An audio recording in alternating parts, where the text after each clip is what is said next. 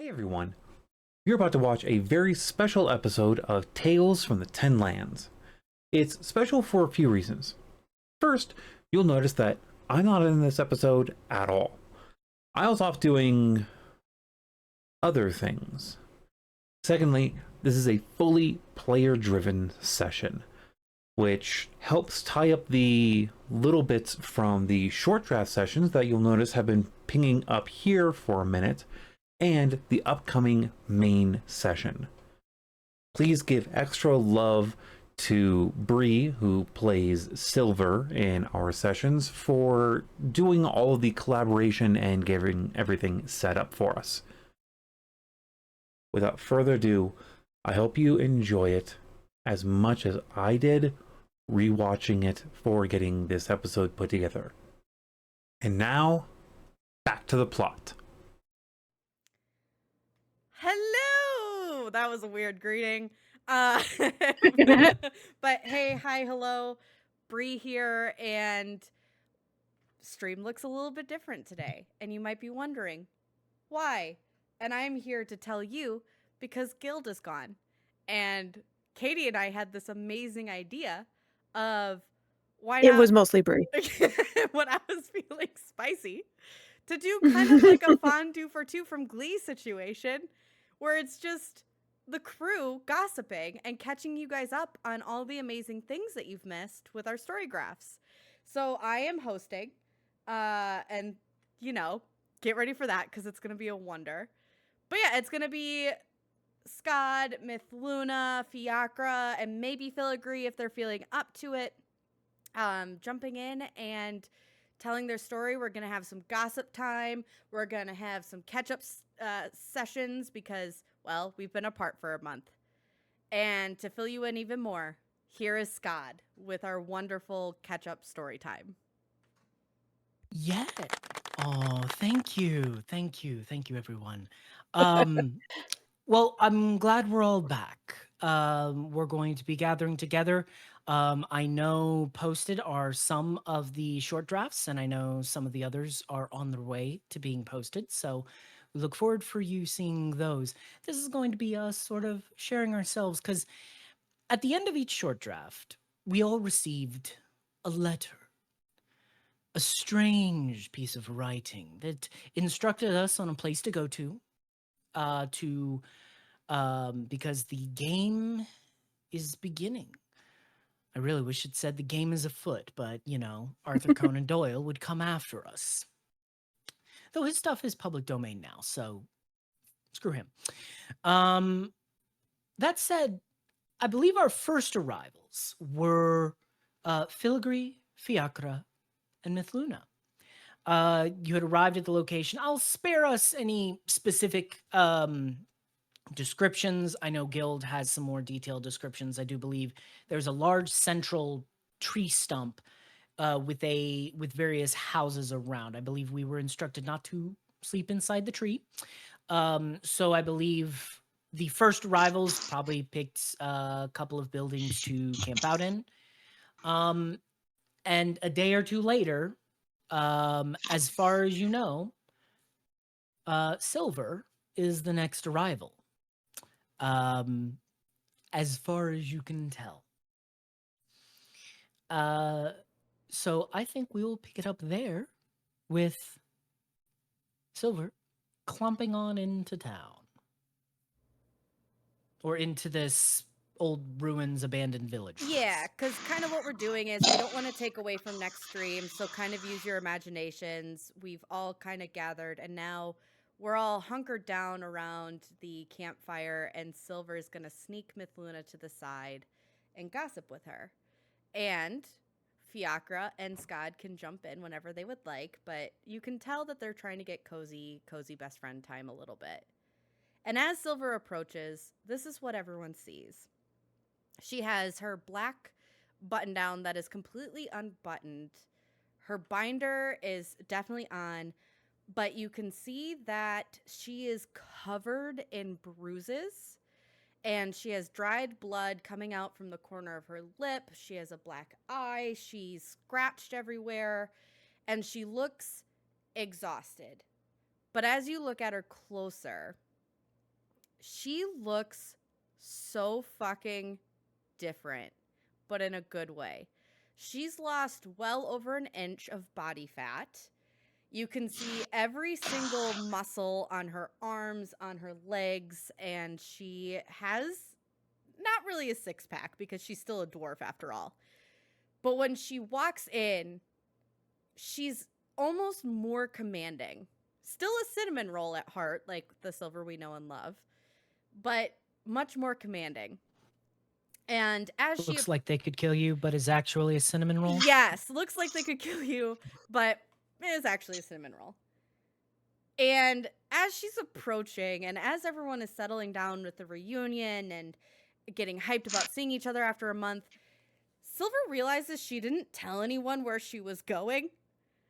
So she just looks like someone who was victim to starvation and heavy amounts of exercise and got beaten repeatedly in the process. But that's Silver. And what does Mithluna look like? So I guess what Silver would do, she would prop herself on an elbow because she's exhausted, and she's laying across, like laying kind of horizontally, just sort of looking at you, like. So what does Silver see? Mithluna really hasn't changed much. Like, obviously, was still getting used to. One eye has kind of rose gold flecks in it, and the other, she's got little stars in her eyes. And at this point, she is taking off her coat, and you can tell that she's had a comfortable month with not a whole lot of hard labor. Instead of being like harder and more cut, she's just a smidge softer. And as she kind of lays her coat behind her, Silver will see that there are different parts of the coat. So the coat is covered, like the inside of it is covered in stars. But there is new embroidery that has been added. A fox, for one. And a couple other adornments in other places on the stars. And as she sits down, she just looks at Silver and says, I think I should have seen the other guy. The other guy looks perfectly fine. I only got one hit in. How long were you hitting him or attempting to? Well, him is a girl. I mean, technically there was a Oh. guy. But I met these.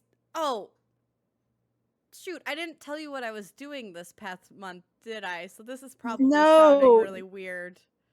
It is, you kind of left very abruptly and didn't tell any of us where you were going or why. So, story time? Well, I mean, I want to hear about your month too. I mean, my stuff isn't important. It doesn't matter that I was getting beaten every day, and they would Silver. use. I was sitting reading in a library and drinking for a month. I want to hear about why you look like you've been beat 2 inches from death. I have no health points that have been removed, if that makes you feel better. They would use lay on hands just so they could beat me more. You're not selling this. So Is this your idea of training? Did you go train somewhere? Oh, yeah, okay. Yep, that's the missing piece. Okay. So I didn't tell anyone where I was going because and she's going to look at Fiacre and Skad and Filigree and you, and she's going to look at you like I'm not there. Oh, right. You vanished. But she'll definitely look at Fiacre. I rolled a natural 20 on stealth, even if I was there. Jesus Christ. And Scott is gone. Scott's gone. He's stealthed right out of this campaign. Vanished into existence. She's gonna look in general at the party members that she can see. I didn't want to tell you guys just in case I failed. But I'm officially a squire. Which means I a mentor that brought me on, and Scott stealthed into the next campaign. Yes, yes, he did. And that's no. only if I'm actually there.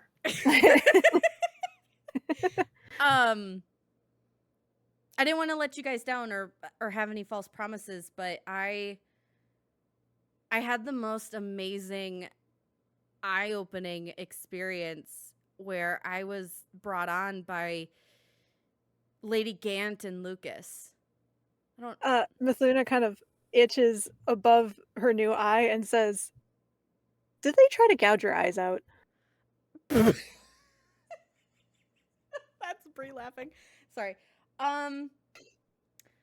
No, I think if they would definitely try, though, probably in later days of training. They mostly just, well, okay, so at the beginning they were taking it easy on me, but I said don't do that. I want you to give me all that you have. And they listened, and they taught me a couple things. They taught me how to use dual wielding and sentinel. I don't know what that is. What okay, dual wielding. You can have I don't remember what okay, so you have your 2 axes, so you can dual wield your axes now. Yes. And sentinel, What are you being Go ahead. What It is also that? gives you a +1 to AC while you are wielding both weapons. And you can That's also Voice on the officially wind. wield weapons. And you can also officially wield weapons that do not have the light property. Yeah. Also, do you want to explain sentinel then, Skad, since you have it pulled up? No, I'm trying to get the in character explanation. Oh, I see. I'm sorry. Sentinel is like Weird role playing, right? I know. What? Us role playing? We don't do that. We're In a tactical. role-playing What do you game? think What this is is? this? Dungeons and Dragons or something? Yeah, we're just tactics and puzzles. Sentinel's like a reaction in combat. It kind of gives me more options to like hit things. It's a really bad explanation of it. It's really hard to explain once you see it on the combat battlefield. If I may, your conscience from beyond. This is not Skad. This is just some. A way to understand it would be you are a post on the battlefield that keeps people from getting towards you or running away. You kind of hold things in place and keep enemies from going after your allies. Lady Gant spoke to me. Did you hear that too, Katy? No, tell me what Lady Gant said. Just kidding. I'm a post that beats things. So you Actually, kind of accurate. that last fight really shook you, didn't it? Llama, You know it wasn't your fault, right? it's not that. Even though I was getting beaten a lot and I learned a lot, this month away was probably the most powerful thing I've ever been through. It grounded me. And I thought of you a lot. And I thought of Fiacre a lot. And Scott a lot. And I thought about, begrudgingly, Filigree. But Filigree. yeah, You Filigree. used to call her Feely. Yeah, they're Filigree to me now. But it's not for bad purposes. But that last Silver just addressed Katy directly. Sorry. Llama, It's a casual stream. We're cool. Yeah. Oh no, we broke character. Oh no. We're gonna get fired. I'm gonna get fired, guys. Llama. Don't tell Guild. Llama, to be blunt with you, what I realized in this month away is I was supposed to die in that mine. I had no plans of coming out. I had no plans of being a part of this party anymore, and you made the tough choice and you saved me. And you saved me not because you think I make the party better, not for what I can contribute to the party, but for me. Because I'm silver, unless I'm wrong. But And Mithluna is absolutely looking very confused by the statement of, I saved you because you're my friend. I know. And listen, I love my Peepaw, and I love Pawpaw, and I love my sister Penny, but I don't think anyone's ever done that for me. And I had this really vulnerable moment at the docks. I wrote a journal about the docks situation. I don't know if you've had the chance to read it or not, but Not yet. yeah. Maybe tonight you can read it to me. I don't know. There are listening ears, you know. That one I was feeling a little smushy. So you'll read smut aloud to the Yes. group, but you won't read... Okay. I won't read my true I'm look- felines. That's not how this is gonna go. All right. I am learning something about you today. What are you learning?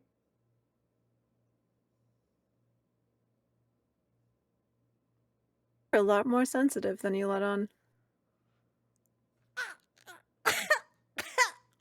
What? Me sensitive? Do you see how buff I got? I am not sensitive. I am hard as stone.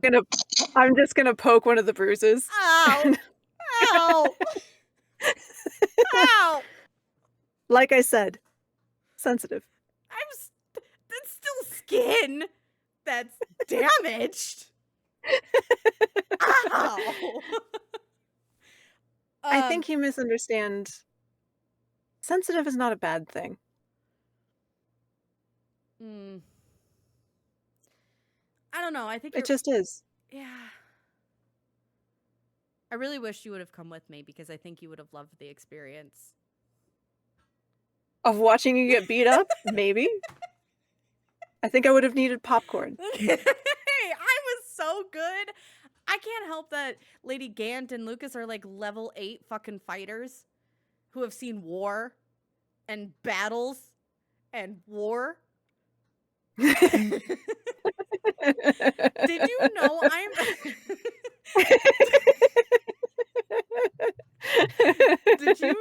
Did you know that I'm the first squire that they've taken on? How does squiring work here? Because remember, I'm from, and she points up to the sky. How does this work? I don't know if it's the same for everybody, but I just sort of walked up and said, "Hi, my name is Silver. I'm your squire now." And they said, "We shall certainly see for tomorrow." That's how Lady Gant talks. Where is Lady Gant from? She's a dragonborn. Okay. All right. I don't think that answers You your got beat up. You got beat up by a dragon. Cool. Yeah. Is it the same kind of dragon? Wait, what color dragon? All black mat. Oh. Filigree is looking for a shadow dragon, I think.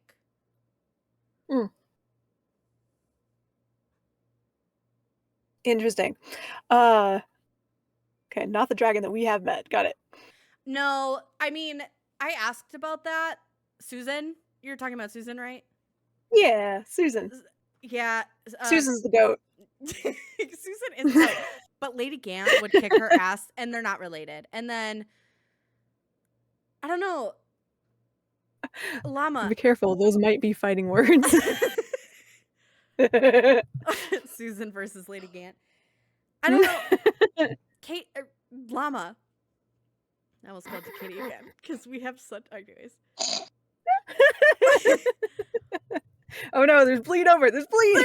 There's bleed over. Llama, The in-character best friends became out-of-character best friends. Oh, no!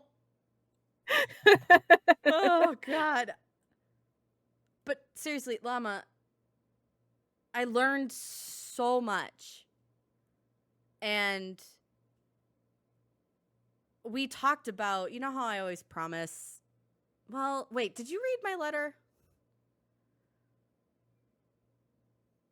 Yes. It was a while ago. Yeah. And you helped me write the other letter. Fiacre's giggling in the background.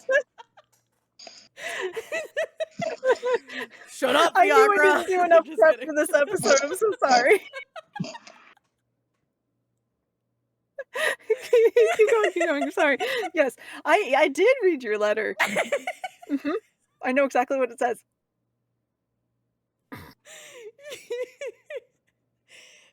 Well, you also helped me write the other ones a little bit too, didn't you? I probably. I mean, we do write together. I mean, look at your journal. That's true. Gods, I hope not, because that would be embarrassing for the one you sent me. Okay, well, except I for only helped with some of them. yeah, not all of them. We left yours out, Skad. Don't worry. Wait, where did that come from? Skad? You Scott? turn and see sitting right in the corner, just cross-legged, looking at you guys, What the fuck did you is tiny little goblin. What the fuck did you hear? Welcome back. Well, I've been You here. can tell Mithluna's trying to play it cool. Yeah, I've been here When for a were while, you actually. here, Skad? Yeah, how long were you here? Yeah. Well, I got here after them and before you. I decided to practice a little bit of some of the stuff my brother taught me while I was out. So just floating around. Sure. Also, you notice he looks very, very different Did both of us get in a How glow lot ups? of so? different ways. So But How one so? of the most important things you notice about him is his demeanor. Because you notice Scott always had that sort of always looking out for trouble. And he still has that awareness of his surroundings. But it's also in the subtleties. He's wearing the adventurer's coat that Mia Lee left behind, and he's adjusted everything. You notice that his bow is gone. He's not carrying a bow. But what's more important is across his chest is a bandolier with 4 daggers slotted into it. He's got his gear on him. I think Mithluna and Silver are definitely close enough, and we'll say Filigree and Fiacre may notice if they're looking. As he meets each of your eyes, he's also smiling, like a genuinely relaxed smile. You have not known Skad to be relaxed. Something like that's one of the weird things about the demeanor he has, and I think who wants to roll an investigation check to see if you guys actually notice it? there's rolling. Yeah. But Hold on. either Hold on, please. We'll do this. Either Hold, please. I think- perception or investigation. Probably perception to gotta- see if you spot the difference. I am terrible at both those things. I know you hit shit. You don't spot it. That's why I took expertise in perception for us. Oh, look at you. And that's why I'm just the tank. Where is my- Investigation, you said. Investigation Or or perception. Which one's better? Or perception to see if you spot it. I'm gonna do perception. Yep. Because that's a little. Yeah, perception. Because it's a Oh, little it's a bit. good thing I have my dice with me. So I rolled a 17 plus 4. Oh yeah, you'll notice definitely. A 10. You don't notice. I'm I gonna. think you're still just like, you've been here this whole fucking time. Where the fuck have you been? Also, we both got glow ups. Oh yeah, like he is clean. His outfit and color choices are slightly different. All right, I'm guiding Your- myself. Yeah.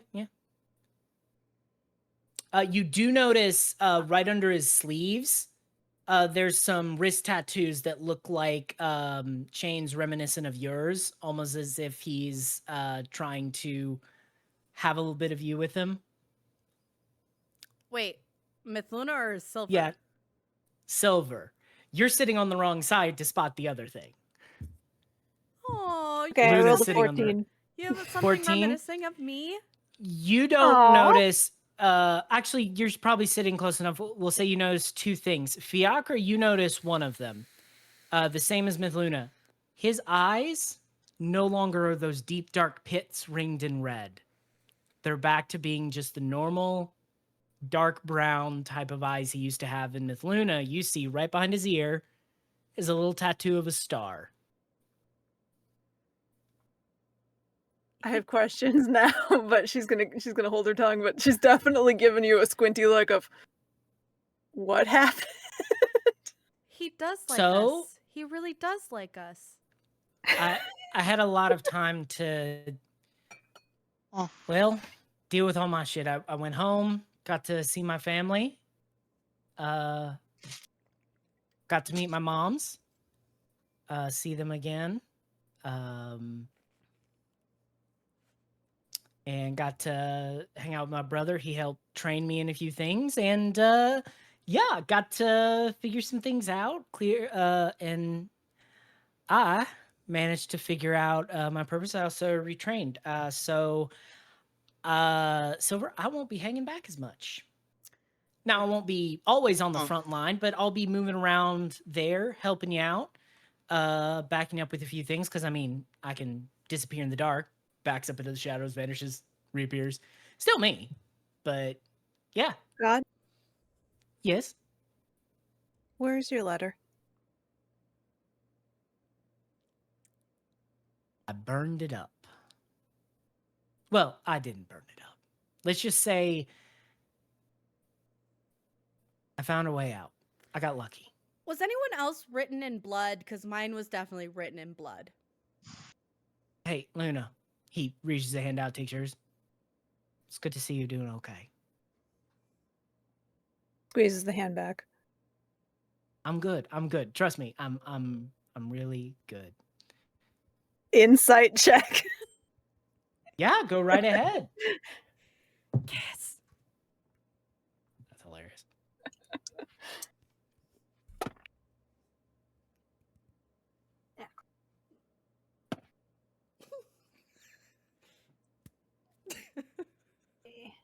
Well, Silva, see, what I was doing is one is taller than the other, and so Oh, I see. yes, so Like this? it's a little more like Oh yeah. And then- 21. and then probably someone doesn't know what to do. so Okay, they- here's what's funny about that. I rolled a natural 19. I have a +0 to my charisma, but I do have proficiency in deception.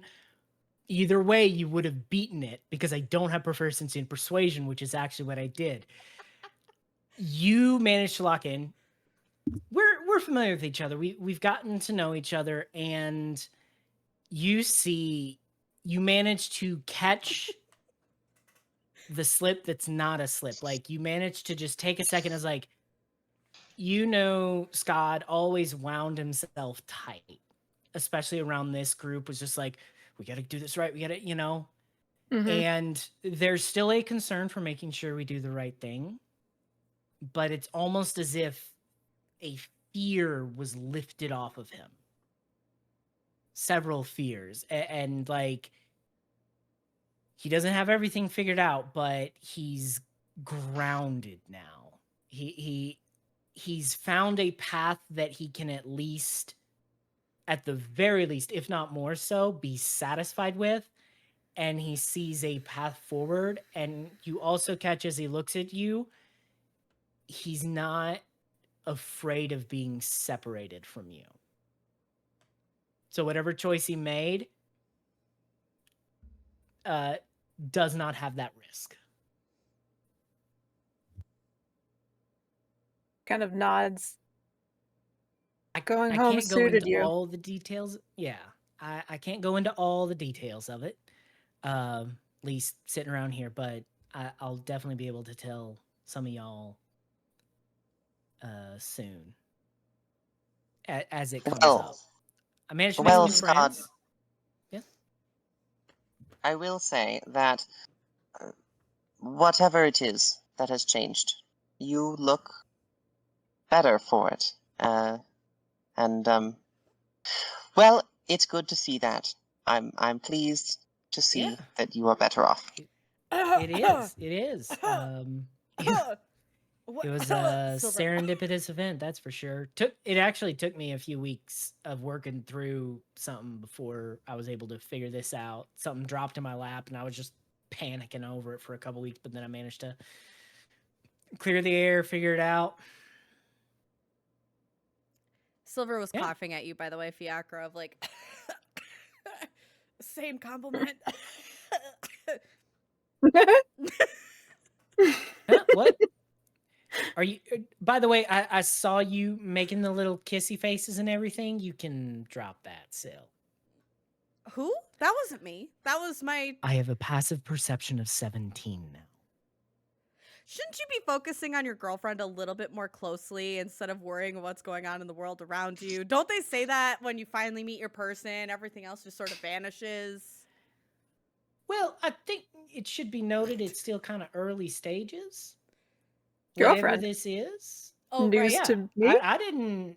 We didn't. God is also very declare observant, to anything. be fair. That's fair. They are very, very, very observant. Look, my next ASI, I'm taking the observant feat. I'm going to be slamming my perception up to the top. I will see everything. You'll be kissing with your eyes open.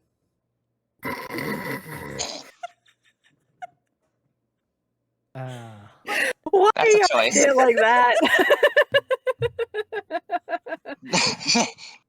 Well, yeah. So Why did everyone have a more interesting? And then, Well- like, Mithluna pauses, like, like you can tell that the word "interesting" kind of catches in her throat. Everyone had a more adventurous break than I had.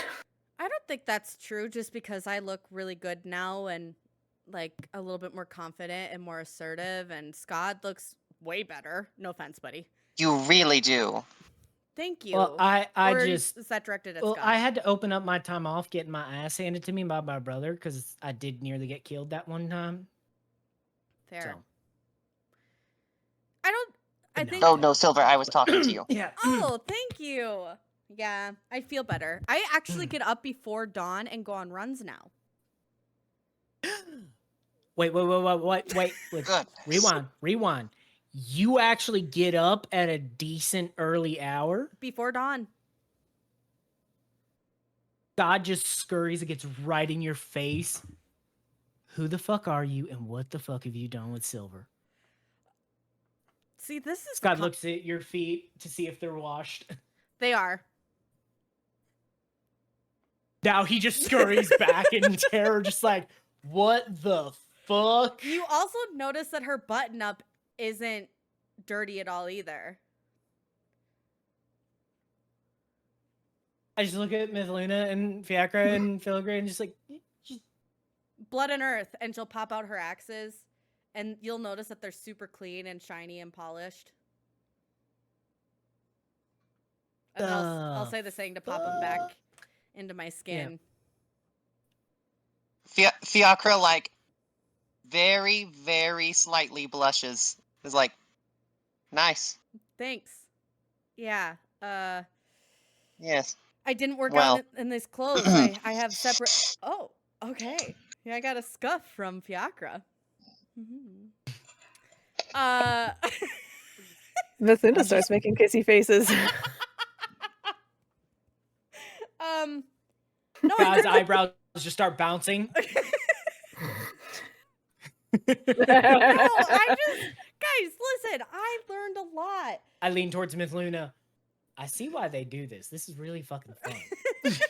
It really is. I understand better. Yeah. No, but like, I learned a lot, and not just about the fighting shit and being able to use my fists. I can use my fists. I don't even need my axes. I totally need my axes, but it was good for me to be on my own. And yeah, I don't know. I learned a lot. I love and hate running every morning, and I hate the fact that I'm clean, but You'll also notice her hair is much better put together too. Like she's like washing her hair and like she's just like taking care of herself and I don't know, it feels different going out there and taking a risk and having people believe in you. Not that you guys don't. Yeah. But Mithluna definitely gives you a very pointed look of No, I'm just excuse kidding. me.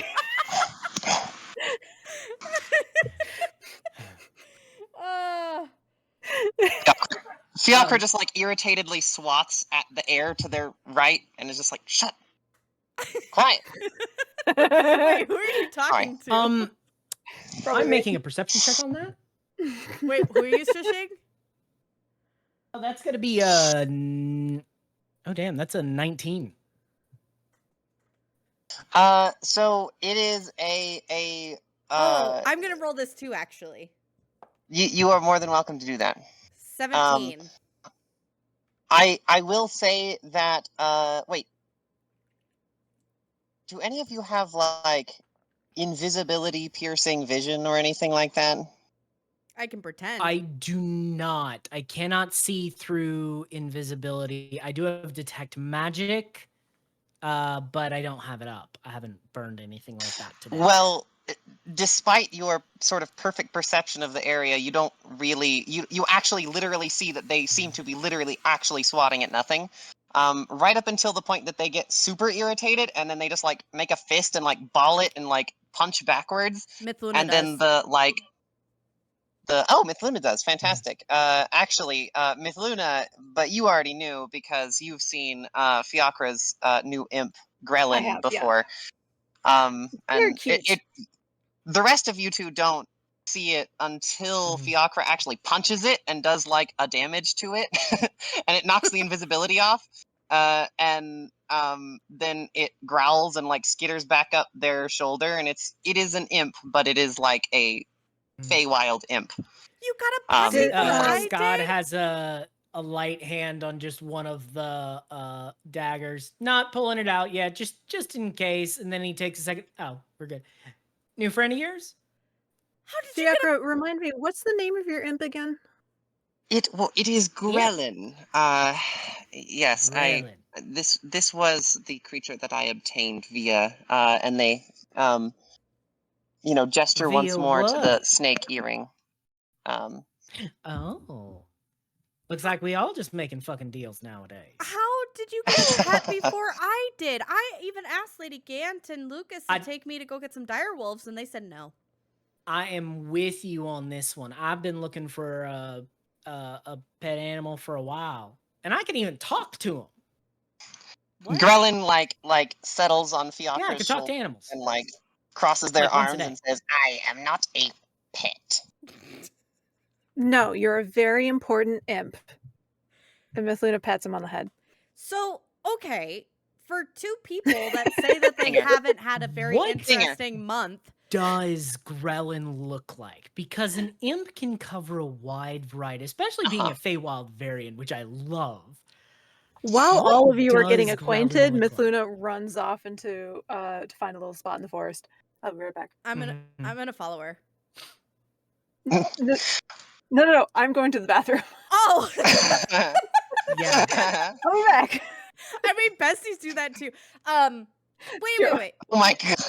Wait. So what does Grellin look like? So Grellin does have the kind of impish, like very, very wiry, like kind of spindly kind of body shape, but has like kind of a pale verdant green kind of almost stretchy, like amphibious looking skin with like purple mottled speckles all down them. And their wings are a little bit less bat and slightly, not fully, but slightly almost butterfly looking. Almost a little translucent. Yeah, exactly. Like Yeah. it got like just spine. ever so slightly. Yeah. I hate lovely. I hate butterflies. Bree hates butterflies. Anyways.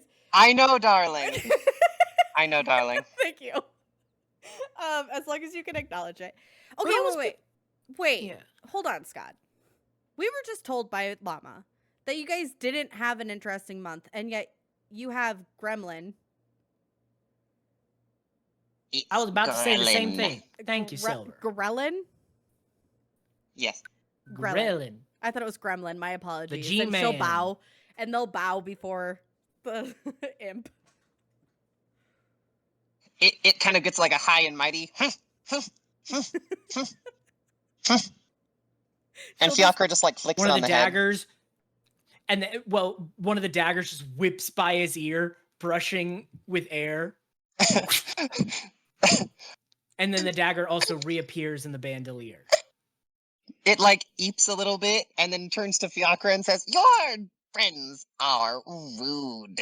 Don't. I'm like, no, they're not. I'm just trying to make sure we're all understanding our places here. And I don't throw knives. It's good to have self-confidence. And you do seem like you will be a very helpful and wonderful ally to have here. I'm not discounting that. Just none of us need to be getting a big head, least of all me. Fiacre just says, "Grelin, my friends demand respect. That's all." Also, I don't throw knives. I'm much more controlled than just resorting to knife throwing. I didn't hit them, did I? That's true. That was a very good throw of the knife. I've gotten pretty good at it. Yeah. Not as good as my brother, but I'm getting better. You'll be fine. So anyways, again, we keep distracting from this point. What happened with you and Filigree and Llama? Oh, so for my part, I spent a significant amount of time also in the library, a completely different part of it from Mithluna, of course. But I was researching the sort of doors, these doorways that we've come across, and also And tell me that. with the help of Grelin here, I have been researching, well, more about the Feywilds and learned some interesting things about, well, let's say some missing pieces from my own past. Can I know what those things are? I am still working on that. It's a bit of a long story, but yes, in time, yes, you will learn all these things as I figure and sort fact from fiction, which with the Feywild is not always a clear distinction. Is the Feywild as evil as I've been told it is? I think it depends on what area it is. I would say that it is dangerous. Yeah. I would not say. I would say that it is as dangerous as something evil, you might say, but I would not characterize it as evil, personally. Hey, Filigree, what's your opinion? All Fey are evil. Okay, go back to sleep. Okay, I think thanks. From Filigree. my understanding, it is a place of extremes. Filigree sounds different. Yeah. I think it's a place of extremes, if I understand. Though I could be wrong and may need to do some more research. It is a place of great mystery and extremes, yes. We know less about that plane than we do about most others. And much of what we do know, in fact, comes from fiction. Yeah. I'll correct Filigree's voice. All Fey are evil. That's worse. That's Close. still Close. that's You got still- close to the tone, but the timbre was just a little bit off. Yeah.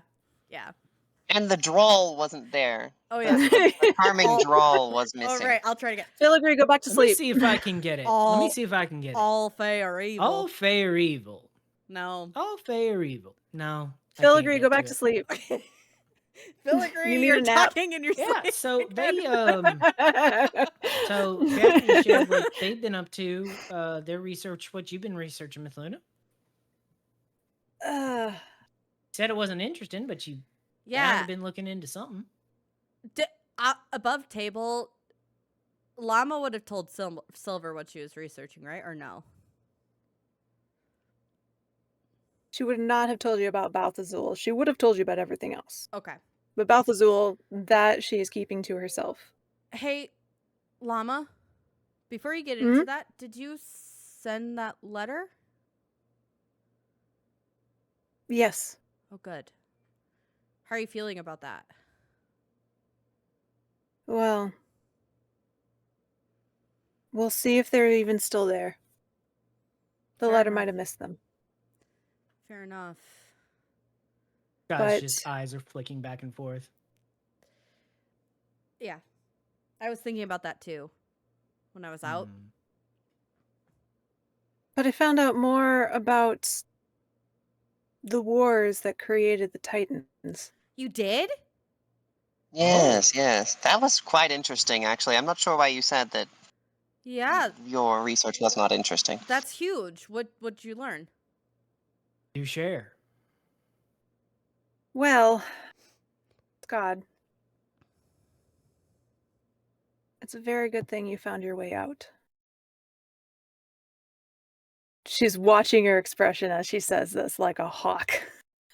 Yeah, give me an insight check. Okay.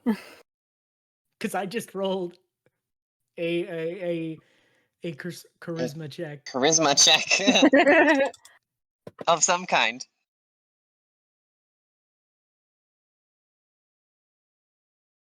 Okay, well, it was only a 12.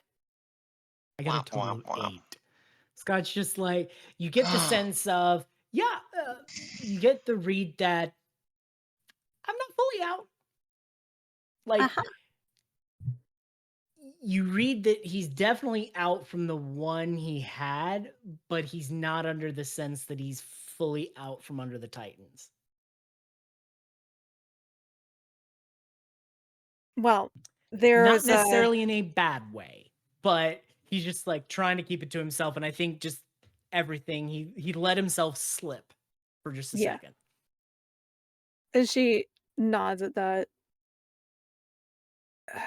The Vampire Baron and the Kitsune Baron do not get along.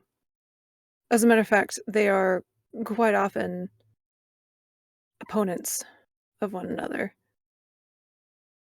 Could Good you thing I got rid translate of that? deal. Can we translate that to like silver language? I'm a little confused. Basically, who I was about to be sworn to and who she is sworn to now, they're butting heads all the time, going at each other. And trying to get each other's ground. Yeah. Talk about Romeo and Juliet. Just going to say, I star-crossed wasn't gonna lovers fucking go from there, competing. Silver, Yes. but subtlety in these things. Oh, I meant Romeo and Juliet by that dude, Leopard Spear. Or Quiver Spear? God's eyes are just narrowed. Oh, Quiver Spear. No, it's Quiver Pike. Pike, Shakespeare, that's Quiver right. Pike. That's Quiver the Pike. guy. Quiver Pike. Brilliant wordsmith. I don't know. We might be studying his stuff for a long time. I don't know. I have no, just a feeling that I have. Llama. What if Silver. Theron Smut again becomes the next Quiver Pike? So you were saying about your research about the Titans? Yes.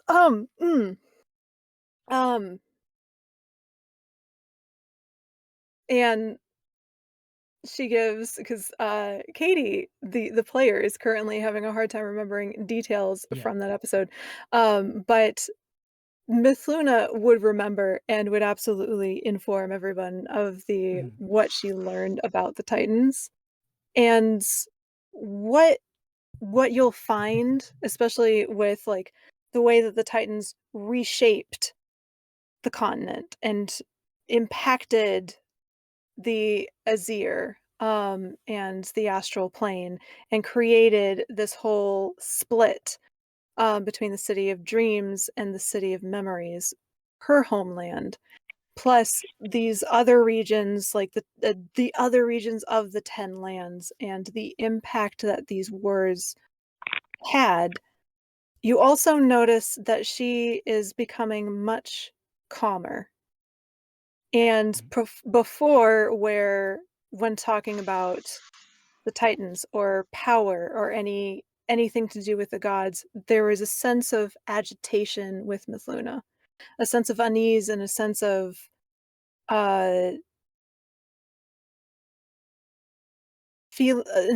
insecurity. But what you've noticed that is different, despite other people have gotten glow-ups and she has not, but her shoulders are sitting more steady.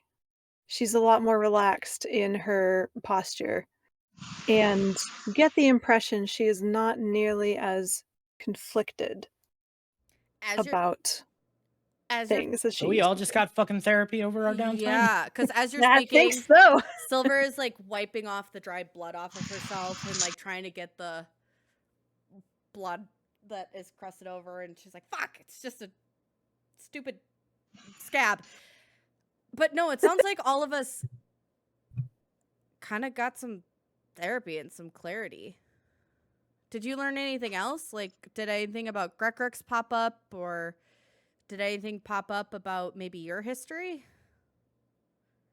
And I don't mean to ask, because I know talking about that stuff really upsets you, and I've been avoiding that topic because I don't want to re-trigger. It's there. Grekrix made very foolish choices, Well, yeah. and yet came out the other side okay. No wonder. Katy the player is having a hard time remember, so Katy the player is just going to say, here was the information that she learned from the previous episode. Above the table, I really want to bring up one Grekrix and how he reverse ascended through the 13 Hells, and that we learned about a very interesting half-elf musician named Navarro Leia, or Lee? Something Yep, low? Navarro, The Old Adventurers. And Scott actually refers to them as the Old Adventurers. There you go. Yes. But the Old Adventurers are the gods and not the Titans. The Titans are different. Yeah, the Titans predate them. Our impression of Yes, Filigree great deal of has gotten better. Yes, it has. A great deal of interesting really information. There was a great deal of interesting information which Mithluna's studies was able to uncover that I thought was quite fascinating with regards to the process by which certain adventurers with tenacity and no small amount of grit became gods. And, well, I think that's just delightful, and I would love to learn more for purposes. Yeah, just out of curiosity, they became gods because they were adventurers, or like, I don't know. Actually, I've been wanting to ask, what is everyone's thoughts on immortality? Just as a no particular reason, I certainly got therapy and not a panic attack during our downtime. How does everyone feel about like the idea of living literally forever? Fantastic. I rolled a natural 2 on my insight tech, so I have no idea why you're asking that. Mithluna just gets a little wide-eyed. Oh. There could be no greater reward as far as I'm concerned.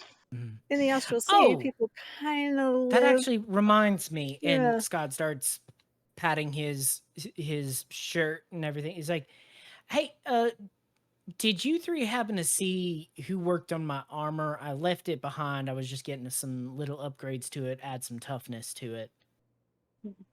Crazy. Who would have done that? Yeah. Weird. Weird. Bonkers. Oh, well, did any of y'all bring it with you?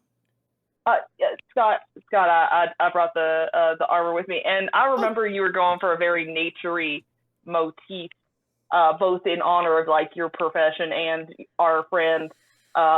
So I made sure that there was a lovely floral piece on the back, and can I see it? Here it is. All right.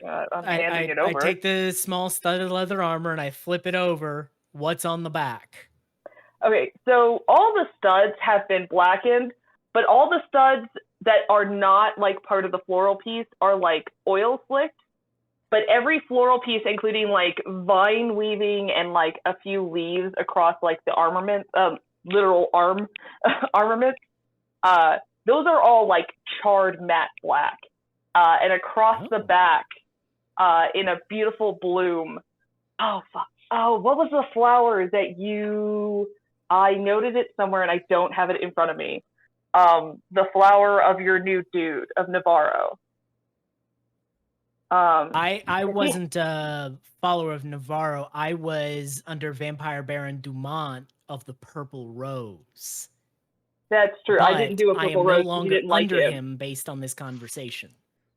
Okay, so then it's a beautiful iris that looks heavily like a vulva. You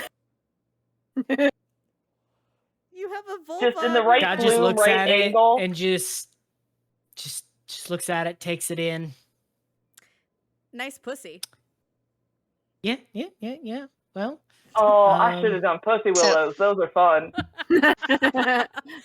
So to go back to your immortal take question, it. Skad takes off his coat, starts putting on the new armor. To go back to your immortal nice question, I had a really intense moment at the docks, which I'm not ready to process with all y'all yet, but there was a really interesting piece. I don't know. I think if immortality was presented to me, I would absolutely do it, but we talked about death and dying and how Two of us nearly did. Well, I haven't gotten close to death, but like I said, I was telling Llama this earlier, and I don't know if you guys were awake for this. I was planning on dying in the mines. Like, I was not planning on coming out, and so we talked about death and dying and, you know, what does that look like, and not wanting to die because you don't want to leave your loved ones, and I made promises to people, someone in this group, that I wouldn't die. But after I made that statement, we kind of agreed it's not about promising people that you won't die. It's you're going to promise that you're going to do everything you can to not die and not let your death be in like allowing that person to blame themselves for your death, because it's your responsibility. You know, kind of like the choice I made with not wanting to leave the mine. Okay, well, we're going to come back to that here in just a moment. I want to finish the immortality question. So, Fiacre, you are all for it. Mithluna, Silver you are... right on your head, just clocked with the butt end of one of the daggers. Why the fuck would you do that? I rolled a natural 20. I'm exhausted. And listen to me. And let Look at me. Filigree, Right let here. Filigree talk. I was talking. Yeah, let Filigree talk. I'm sorry. I'm gonna deal with you later, and she's just gonna take your thing and just chuck it to the side. Oh, it's already back in his bandolier. We're gonna have a talk later, you and I. Yeah, no, we're going to unpack this. We're going to get there. I need to clear something first and then continue on. So Fiacre Pro, Mithluna, not an uncommon thing for your people in the Astral Sea to just live hella long. That's a not uncommon occurrence. You guys don't? No. Not yet. Scad, what was your thoughts on this? I haven't put much thought into it. I'm still focused on staying grounded. Living longer might be helpful, but I'm still working. I'm still thinking it out. Okay. All right. And then Miss Silver, you said that Miss you Sylvane? thought you were gonna die. You thought you were gonna die in the mine, and you were okay with that. Why were you okay with it? And also, like, don't you have people to live for? Like, mind you, your friends exist, but don't you have like a family that you want to go back to, like a peepaw and all that shit? So why the fuck did you think you were gonna die in those mines and it wouldn't affect anybody? Also, people just die. It's not staying alive for other people. It's staying alive because it's the right fucking thing to do. What is this? Couldn't I ask you the same question for you going on a hunt for your father and your wife? We never married, but thank you for acknowledging the love of my life being dead. I didn't have anyone else to live for. I'm just saying. You do now. You do now. I could be Okay. asking you the same thing. So, clarifying, I didn't have anything to live for. You met a bunch of chuckle fucks, no offense to all those present, and then wandered into a mine and thought, I'll die here. What? I had a reason. I was just trying to find my loved ones, and then I ran into something that was gonna kill me, and I thought, well, I made a mistake. And then I made an even arguably larger or smaller mistake, agreeing that I wouldn't die yet, and, you know, vowing vengeance against the thing that killed my loved ones. But I didn't want to die yet. I needed to get stronger to take out the thing that took out my family with me. So I had a plan. You just were like, I guess I'll die today. Why is that? Let's rewind. Yeah, Silver, why is that? Let's Yeah, rewind why for a second. Silver, my love. Let's rewind for a second. You said you took a vow. Who'd you take a vow with? Oh, Hordon Fiacre, first a stone, the person I've been worshiping this whole time. And Yeah, I think I we got a new covered that home, one by the way. when we met, right? If I'm not mistaken. Yeah. Yes, I oh, believe. that's right. Yeah. So what are you trying to defeat? This creature, right? Shadow dragon. I don't know. So if you were presented, let's say we're still here. Shadow dragon is in front of you. Are you willing to stake your life on it? Or are you just going to walk away? No, not right now. I want to be able to do enough damage to it to take it down. I'll die in that process. That's absolutely fine. But like today, as of right this moment, I am not killing a shadow dragon. I mean, if all of you want to do it with me, but even then, that'd be putting all of your lives at risk, and that feels like a lot for something that we'd probably lose. And the goal is not to lose. The goal is to die in the process of killing the thing. So you get my mentality. You just said it. But if you die in the no, process of killing you the thing, were how do willing you to know it's die dead? for no reason. No. I was willing to die with. Okay, it's the same thing. No, for okay, Can we no, all for just a agree graveyard. that being willing to For a die is graveyard. just a bad plan? Well, I Because also what about all don't the shit have that happens after you're dead? Has What anyone about all the considered? fuckers that are stealing, killing, murdering? We got to make Oh, sure my they're body- taken out. my body gets cremated or pressurized into precious gemstones, and all of my gear and wealth, gear gets donated back to the Adventurers Guild, and then all my wealth goes to an assortment of charities of my choice, per my agreement with the Adventurers Guild. I'm sure you all filled out that contract with what to do with your body when you die, right? And what about your cat? Hey, Feely and Silver, both of you. Yeah, I'm Eyes right lining up right alongside Mithluna, just taking her side in this one. They're mad at you, Filigree. You realize What I dying do. is easy? Yeah, no, that's what's going to bring me to the next part is, what if there was a god that was somehow planning an immortality thing for you, and you were going to have to watch the world grow and change for better or worse for the rest of the time, and there is no sweet release of death that would eventually reunite you with the people that you love the most in the world, which started you on this journey to begin with, and now you feel like your life is no longer your own, but in service to others, and you take that responsibility very seriously, and that's very concerning. What an incredibly specific hypothetical. Yeah, that was very specific. Yeah, Should crazy. we- Yeah, should we that's unpack that? incredibly specific. That is very specific. I think we let's- should talk about that instead. Actually, No. no, let's put a pin in that because I want to get back to me thwacking you because I'm doing what my brother did to me. All right? I nearly got my ass killed and he beat me for it. Is that how you you have deal with a your familial problems? brother. You have a brother and parents who love you. You have a family and a village to return And what are to. we to you guys? I just met you. I was on this suicide mission before I met you. I'm Thank looking you. dead at Silver.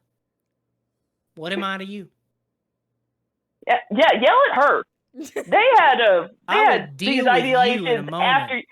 Oh, I'll fucking stab you. I don't have a knife. I have You're- 4. Filigree, Eh, you're not going to I stab have your more- friend. Silver will go blood and earth, and she'll hand one of the axes to Filigree. Here you go. it's okay, sweetie. I have other ways of dealing with this. Okay, so she'll pop them back in. Silver, you don't get to fucking just let yourself die. I just figured out how to get us all working.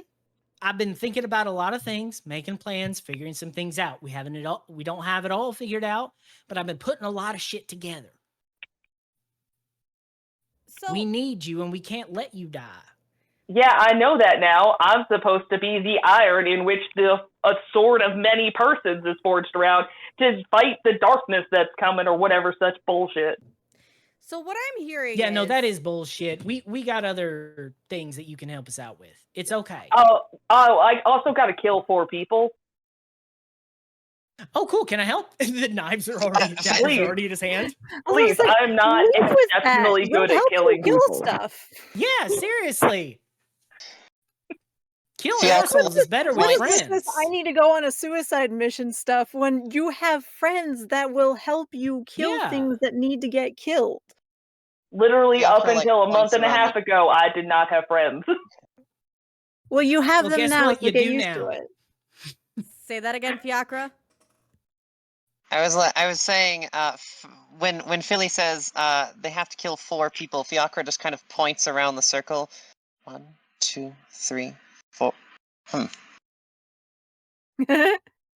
Noted. And Duly apparently noted. we have another person. Oh. Who in the hell is that stranger? Oh dear.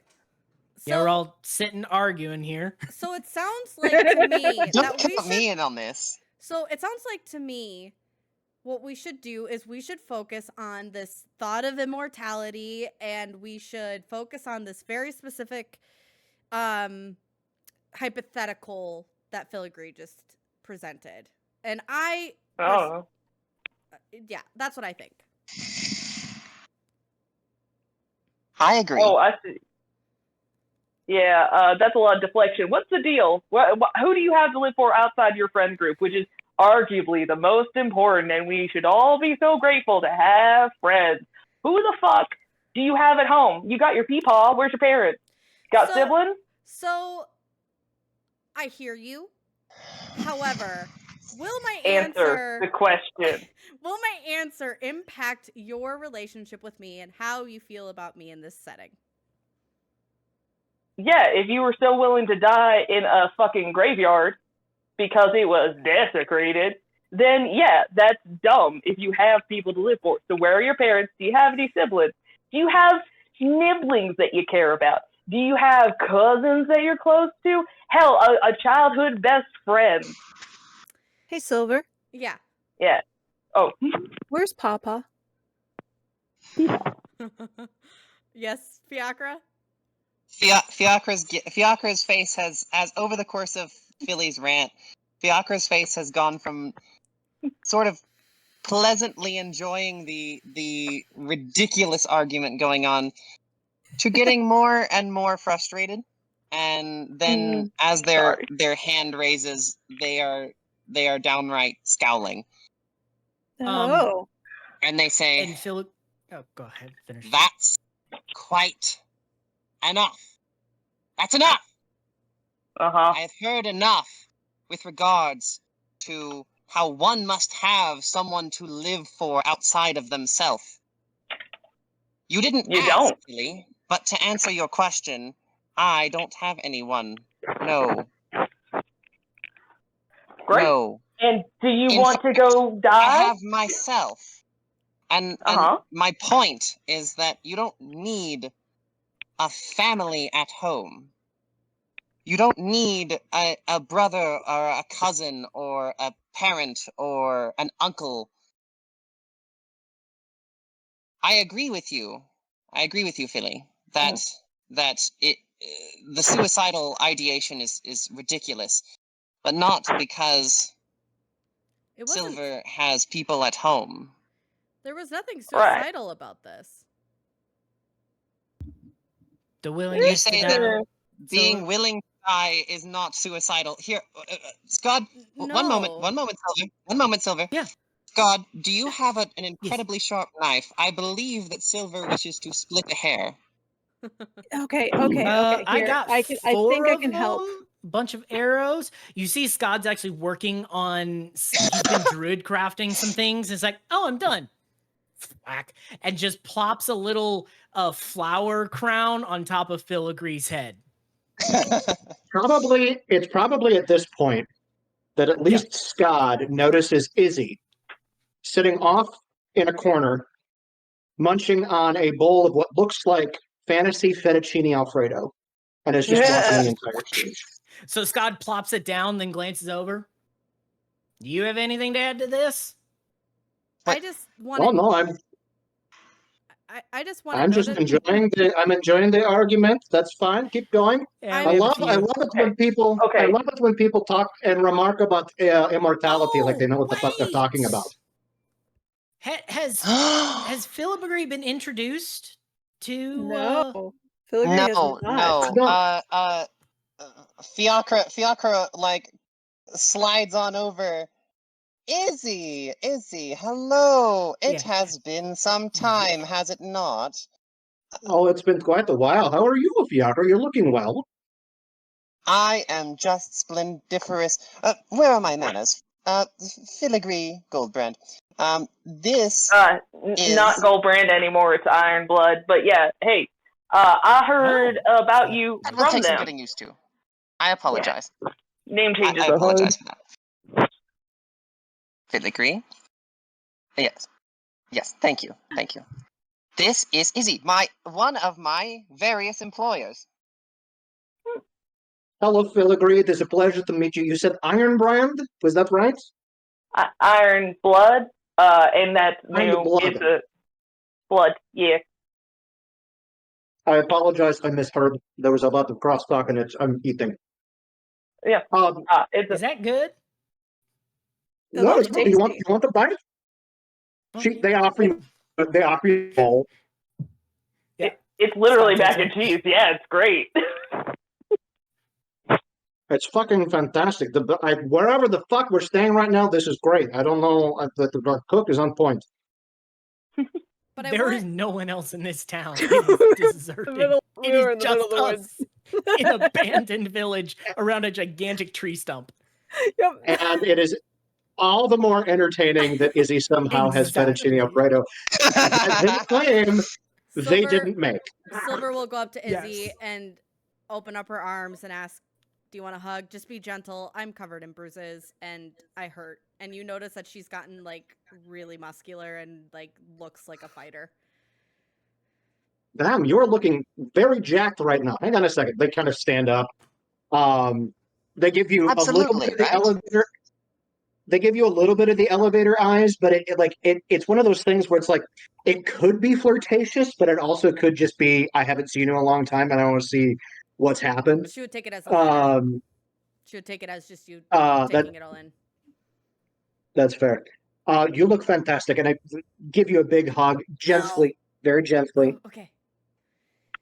Also, as she turns away from the hug, it wasn't a suicidal ideation thing. Thank you very much. I know the difference and I know the distinct difference. I just said I came to terms with the fact that there was a high probability that I was not going to come out of there. Pause. All right. So first and foremost, no, there's a difference, but you are anyway. As for the hair splitting, Fiacre, you are absolutely correct. You do not need other people to live. But if you are sitting there so willing to say, I'm going to accept my fate of dying in this graveyard, it was an empty mine. It was not an active resource. You were not saving people. You were doing it out of base of pride. And you said, I'll just die here. That is not a logical solution. That is, hey, we're going to go as far as we logically can, and if it gets too bad, we're going to fucking leave. It is called a tactical retreat. It is not a land worth dying for. And if you have other people to live for, that just proves how incredibly short-sighted and selfish that whole acceptance of your fate was. She's going to look at you really offended, ashamed, and just is holding back tears and say that again? That was my family. They are dead. Okay, yep, no, I'm gonna step in. Hey, Silver, let's go over here. Let's just take it this way. Here, flower crown. No, okay. There's something that you should know about our whole crew. Mm-hmm. We were sent to that mine by a god. Whatever happened at that mine, we were decreed by a god to finish. No, per your contract, you were sent there to investigate why there was sentient armor being pushed around. And that in that contract, you were supposed to just get the information and you would get a bonus if you secured that the nefarious activities would stop. Yes. That is your contract. The contract said that. Absolutely. Uh-huh. We had gods whispering in our ear, saying something else. Yeah, I have a god that talks to me and tells me that I'm not allowed to die yet. So, all this to say, if your god in question that sent you on this mission said finish it and gave you no way to... No, hold on. You guys had mentioned how several of you had died previously. That's why you got the gold thing going on and you had the deal with the, Duchess? Whatever her name is? Yeah. Yeah, alright. So you and Skad had died previously. And did you just think that because you were fortunate enough to come back and were deemed worthy enough to come back, that life is thus meaningless and that death is just a temporary inconvenience that some of us experience? Hardly. No. I don't know what kind of narrative you've woven in your head, but it is quite the opposite. Then, if a god is telling you to die, you find a new god. When you have a god that says you have to live, it changes you. Yeah. It does. Navarro didn't tell us that we had to die in the mines. Mm-hmm. Navarro said that we had to find his friend. We had to find magic. We didn't know what we were going into. Okay. But why would finding the friend and finding the magic be an okay death sentence? I wasn't saying this about my friends. I know the answer. Go ahead. I know the answer to this. I actually know this one. Because some things are worth dying for. Yeah, that is true. Sometimes that's a conviction. Sometimes that's a belief. Sometimes that is just a gut instinct. That is... Izzy, I would have to agree with that. Very, very well said. I think we're also all trying to have a 20,000-foot conversation with a lot of ground level emotional feelings. We've all spent a lot of time away. We're just coming back together. A lot of feelings are running high. We've learned a lot about ourselves, made some new paths, pacts, and actually, Izzy, what have you been up to? Oh, this and that. Seeing some old flames, visiting the astral sea a little bit. Just in my mind, though, it's a whole fucking thing. To the astral sea, yes, I said hello. It did not reply because it is weirdly stoic like that. I mean, that's incredibly descriptive, but we'll take it. Oh, I did miss your wit, dear. Yeah. I missed my wit too. Sorry, there's more of the bowl. Do anybody else want to hear? Yeah, pass it Please on. help yourselves. Yes, This is on the actually. bowl. Oh, I have this garlic bread too. I don't know where it came from, but here you go. Yeah, cool. It might be pocket Actually, garlic. It might be pocket garlic bread. It's fine, but I'm sure it's good. Thank you. Actually, I'm Bree. down for garlic bread. Actually, Pocket garlic bread is the best. I What gotta. is Silver's emotional state right now? Oh, she's It is upset. still fucking warm. Okay. She's upset, but hold on. But because the fact that what Izzy said, it clicked for her, because that's exactly what she's been trying to say. Of like, she's upset because it's like, how can you not understand? Like, this wasn't a suicide mission. This was, she was gonna do everything she could to clear out that mine, and if that meant she died, that meant she died. That's what you do. You fall in battle. You don't run from it, especially when family is involved. Mm-hmm. Well, I think. I'm sorry. Yeah, Skad would notice the frustration as the bowl's being passed around, everyone's distracted. You just feel Skad's hand in yours, and he just kind of gestures you away from the thing. It's like, here, let's just take a walk. That's fine. I can't really eat the fettuccine because I have a very strict diet plan. Oh, I knew if you guys like that at home. Sorry, and I think I apologize. The noodles are cauliflower. You should be fine. No carbs. Perfect. I need the carbs, Cool. but like I carbo load in the mornings, and then I take, once I know I'm not going to throw up, I go for my run, and then it's like grazing throughout the day, and so it's a whole thing. Yeah, They're fair enough. They're cauliflower noodles. You're fine. Okay, You're fine. perfect. Honestly, she's gonna roll up a huge thing around the fork and then just one bite it like she usually does. Excellent. Yeah. oh Scott my just god, I leads you missed you away so much, Silver. from the whole thing. I love you, while they Izzy. do I that. missed you too. Yeah, it's great to have you back. But yeah, Scott just leads you away, and then once we're out of earshot, it's also very dark because it's an abandoned village, and the fire that everyone was sitting around was over there, so you almost can't see Scott. But eventually, he just cloud cover, I think, passes, and there's a little bit of moonlight, and he hops up and lets you just take a moment to breathe, and then says, "I'm sorry for conking you on the head. I had a very shitty teacher, and that's how he taught me to deal with people who are doing stupid shit." That's okay. My mentor beat the shit out of me, would do lay on hands so I wouldn't die, heal me, and then just keep beating me more. I did tell her to keep beating me harder though, because I didn't like the soft stuff. I liked it when she went a little harder. We're gonna put a pin in that. I don't think it's but yeah, look. I'm so bummed that Izzy can't hear this. I I did tell her constantly to just go harder, and she did. She went as hard as she could. Okay, I'm bye. not joking. That was a conversation. Yeah, Scott is genuinely chuckling. Oh boy. We got into an argument when we first started because I could tell she was holding back, and I was like, "Come on, hit me." Oh shit! I didn't realize how much I missed you. I missed you too.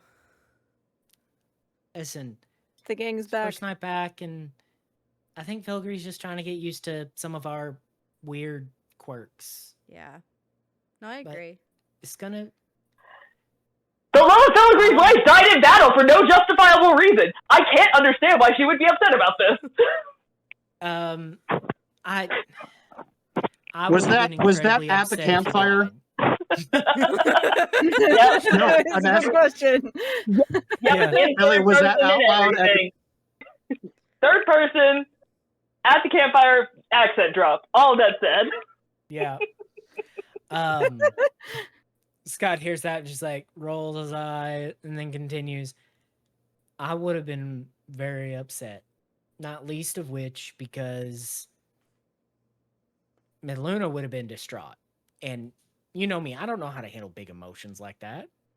I'm shit at that. I kill things. I spy on things. Yeah. I've heard of this thing called therapists. They help you navigate really intense emotions and process through things, and they're and they deal with these kinds of things. I don't think I'd be very good at that personally. I just like to hit stuff. Yeah, probably not. But, yeah. That said, Bree.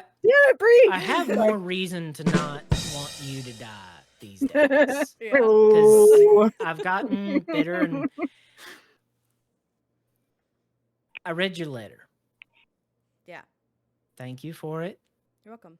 I'm a little miffed that you thought I could ever want to harm her. It wasn't that. It's just like one of those best friend things, you know, like when they start dating someone and they like them, like you just automatically are like, if you hurt them, I will fuck you up. Like it's just one of those things. Rewind. We ain't dating. We've had a couple of conversations. Come on, Scott. I could like light an entire bonfire with the kindling that you two leave behind every time you have a conversation. Okay, also out of character before we all split ways, Skad was also sleeping very next to Mithluna at night. Yeah. Which he had not been There doing was previously, that. so. Yeah, but I hadn't at least let me take her out to dinner before you say that. Like, I'm a man of You probably should have done that on our month here. downtime. Yeah. No, he was gone. Yeah. It's fine. Lovers to go see always go family. to another port sometimes, right? Hey, Scott, can I give you a secret? Oh. I'm big on secrets. All I ask is when you and you can tell she's uncomfortable talking about this. Some things happened out there in Mandan, more than just the physical stuff. Mm-hmm. I learned a lot about myself. And I'm really glad I didn't die in those mines. I just want that for the record. But I was willing to put my life down on it because that's family and that's what you do. You go down swinging. I live in a mentality of this could all end at any minute. I don't want to live for other people. I want to live for me because I create my own happiness and I create my own paths and I create my own journey. But as I was having this conversation, it kind of dawned on me, and I want you to hold on to this when you're talking with Mithluna or anyone that you are feeling a little interested in. Remember, it's not about the conversations you can have with someone. Yes, that is 100% part of it, and you need to be able to have those uncomfortable, deep discussions. And yes, you need to laugh with that person and find joy and calmness when you hear their voice. But it's also, and she's going to get really bright red because she's embarrassed about being so sappy and smushy. Mm-hmm. It's also about the people that you can just sit with and just look out at nothing with. And just be vulnerable with each other, because that taught me that the right people in your corner, whether that's friendships or romantic or whatever it may be, you need to be willing to accept that person at any point that they're going to give you. Any personality, whether it's just being quiet or quirky or goofy or strong or weak. So when you're pursuing Mithluna, I hope you keep that in your back of your mind. Because if you can't do those things with her, then don't waste your time. As you finish saying that, I think you finally look back at Scott, and even in the deepest, darkest gloom where he's almost invisible at this point, you just see him beaming at you. Like, she's going to be a little taken aback, like, what? Just in a way of, because I think even without an insight roll, you just finally realize, yeah, Scott's had a lot of shit happen to him too while he was gone. He mentioned it. And you're realizing what all that means. And Scott says, and this is why I'm glad to make you my battle buddy. She'll give you a high five and pull you in for a hug. Yeah, he goes, and while he does, he's going to say, but I would like you to be okay with not worrying about dying. And he clambers back down. I don't want to die anymore. That's the point. Let me finish. Let me get finished. I'm being dramatic here. Okay. You're right. Have your dramatic moment. Pop off, queen.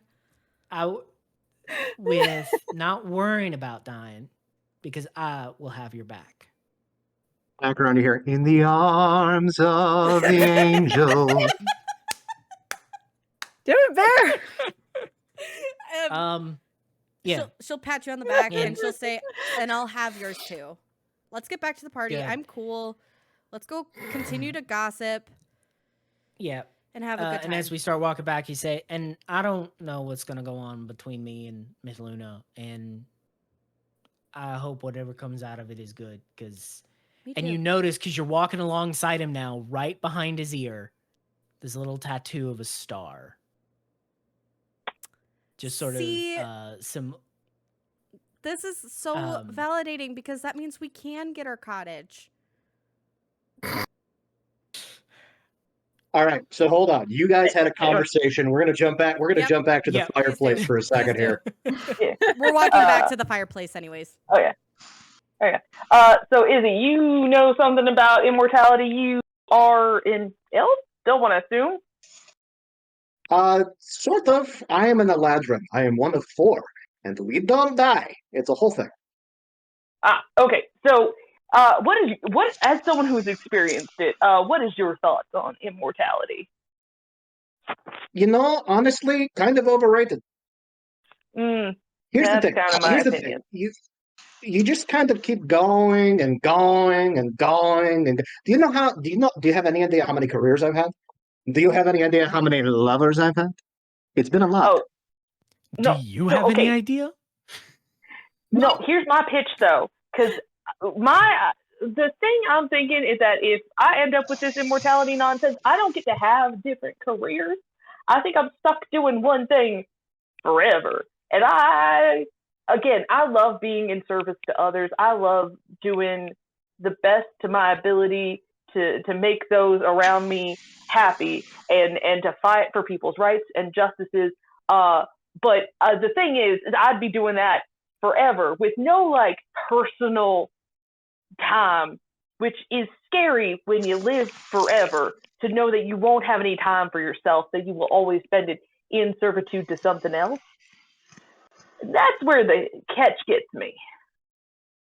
Well, you've got me going with your accent. It's a whole thing. I apologize for that. So here's my question. You're thinking that you are going to be spending your entire eternity doing services for others.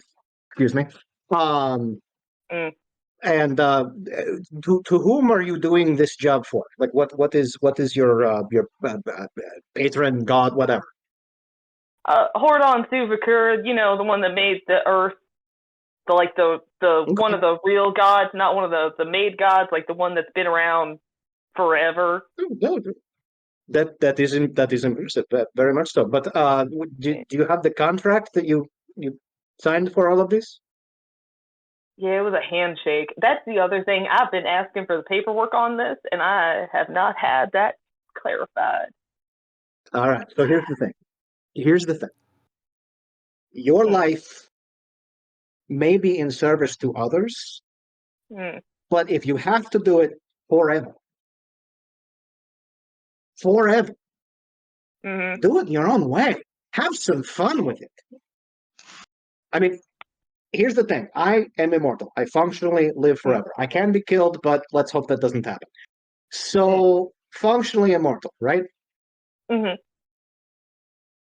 I never said I wasn't doing somebody else's bidding.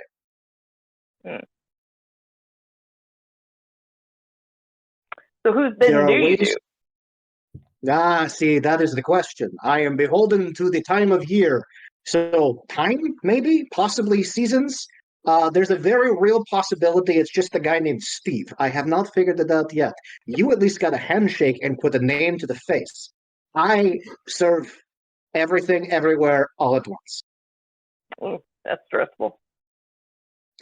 It can be. I saw that thing. Also a very good movie. I haven't seen it yet. Right? What's a movie? Still haven't seen it. We saw that stage play. It was fine.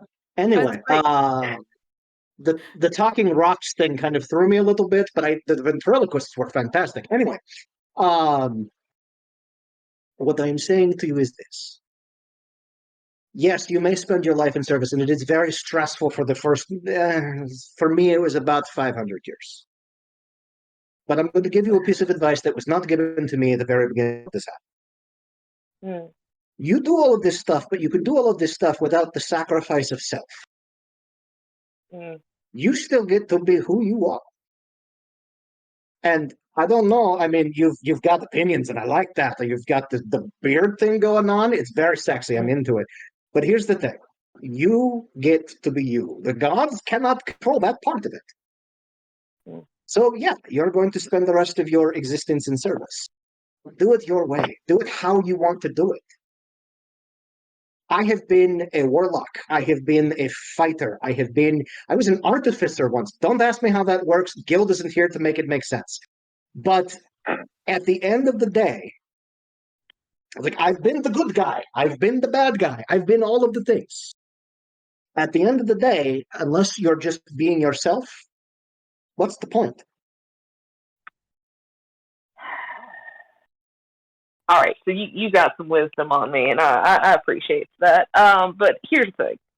I'm only in my, just past my first century. And that first century was spent growing up with a person who I loved more than I ever thought I could love anything. And my dad, like, sure, your parents always die before you. That just is what it is. Now, normally not so tragic, not so early, but it happens. And so everything I knew about who I was and everything I identified myself by kind of went up in one big cacophonous ending. And now I have an expectation put on me from someone holidays, long weekends, maybe a special festival a couple times a year. I didn't put a ton of thought in the gods. I had my own world to live in. I made offerings as appropriate, but nothing devotee-ish. Sure, like you do. And now, yeah. So the idea of one, I have to refine who I am, which in the time since my lover's passing, I have found out that I am a quite accomplished slut. I'm incredibly good at it. You mentioned the beard. The beard really, really sells.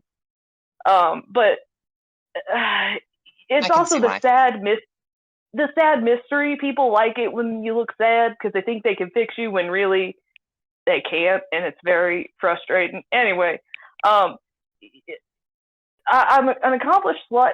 I'm still a great craft person. I will die on that hill of craftsmanship. But beyond that, I just have this new calling of being a healer. And then I was given a mission to kill people, which feels, and I need you to bear with me for a moment, counterintuitive.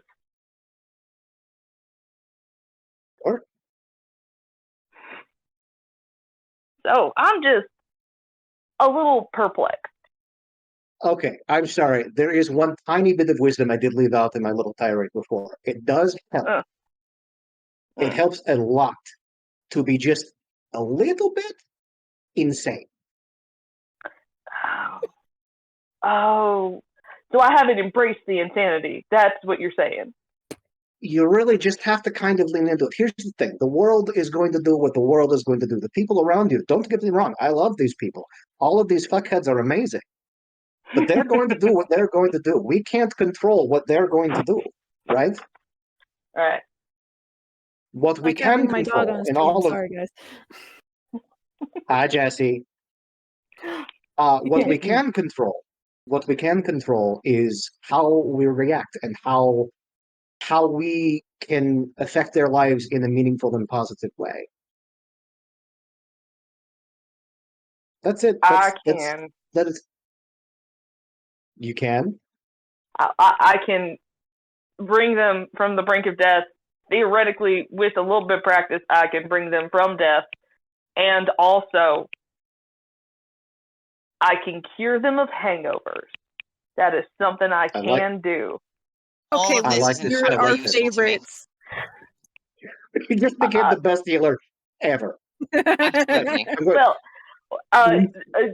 Philly's gonna eye Mithluna for a second and go, I don't know that you'll like how I do it though, and that is a concern. How do you do it? Who wants to be a volunteer? And by the way, I do apologize. I do have to touch you and interact with you in a mildly intimate fashion. At this point, do it to Silver. Yeah, I think I just conked Silver on the head. Yeah, so. wait a second. I have injuries. Do you have everywhere. any idea how long? Do you have any idea how long it's been since I've been touched in any kind of an intimate way? At least 15 minutes. I might just crawl out of my skin. Please. That's fine. Go ahead, Izzy. Scott and I are now out up in front. Fair enough. Yep. Um, We back. so as you guys approach and mention that Silver's been hurt, I give Silver a wink, and I blow into my hand in a glowing orb and send it to you. And you're going to get a d6 of hit points back. That I can do at a distance. The remove and hangover thing is a little bit different. It's also if I have to bring you back from the point of death. So bad news. I didn't have any HP removed. Because they use some crafts. Well, they just... For the used purposes the of blunt mechanics, side of the dagger. Okay. Oh, right. For the okay, purposes of yeah. natural 20, so it was a crit. Yeah, that's true. Yeah. Yeah. Oh, thank you. So it's Yeah, just we- like we don't non-lethal have- bludgeoning damage right to the skull. Okay. we don't have The to get feeling into you the get. mechanics for storytelling purposes. Anyway, yes, I'm listening, DMC. Please continue. No problem. The feeling you get, Silver, is the burn of a really, really strong whiskey in your stomach when it hits you. Ooh. And Filigree is gonna approach. Is gonna approach Izzy. Okay. So I do apologize if I could have you sitting so we could be eye level. And Filigree is going to grab the back of your head and pull you in and breathe smoke into you like they're shotgunning into your mouth. What are Philly's pronouns? I feel she, they. terrible all of a sudden. What? One more time, DNC. I didn't hear you. Oh, she, they. So you do that, and the first thing that kind of squeaks out of Izzy's mouth is, and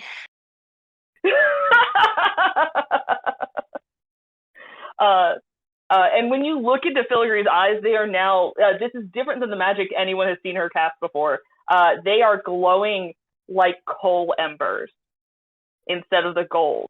But they breathe smoke into you. And you feel a sense of, like, there's the inhale of smoke, which kind of makes you cough and sneeze a little bit. But as soon as it hits you, a growing warmth, but a cleansing good feeling just settles over you as I cast Lesser Restoration. That is a neat thing that you just did. Holy crap. Yeah. Okay.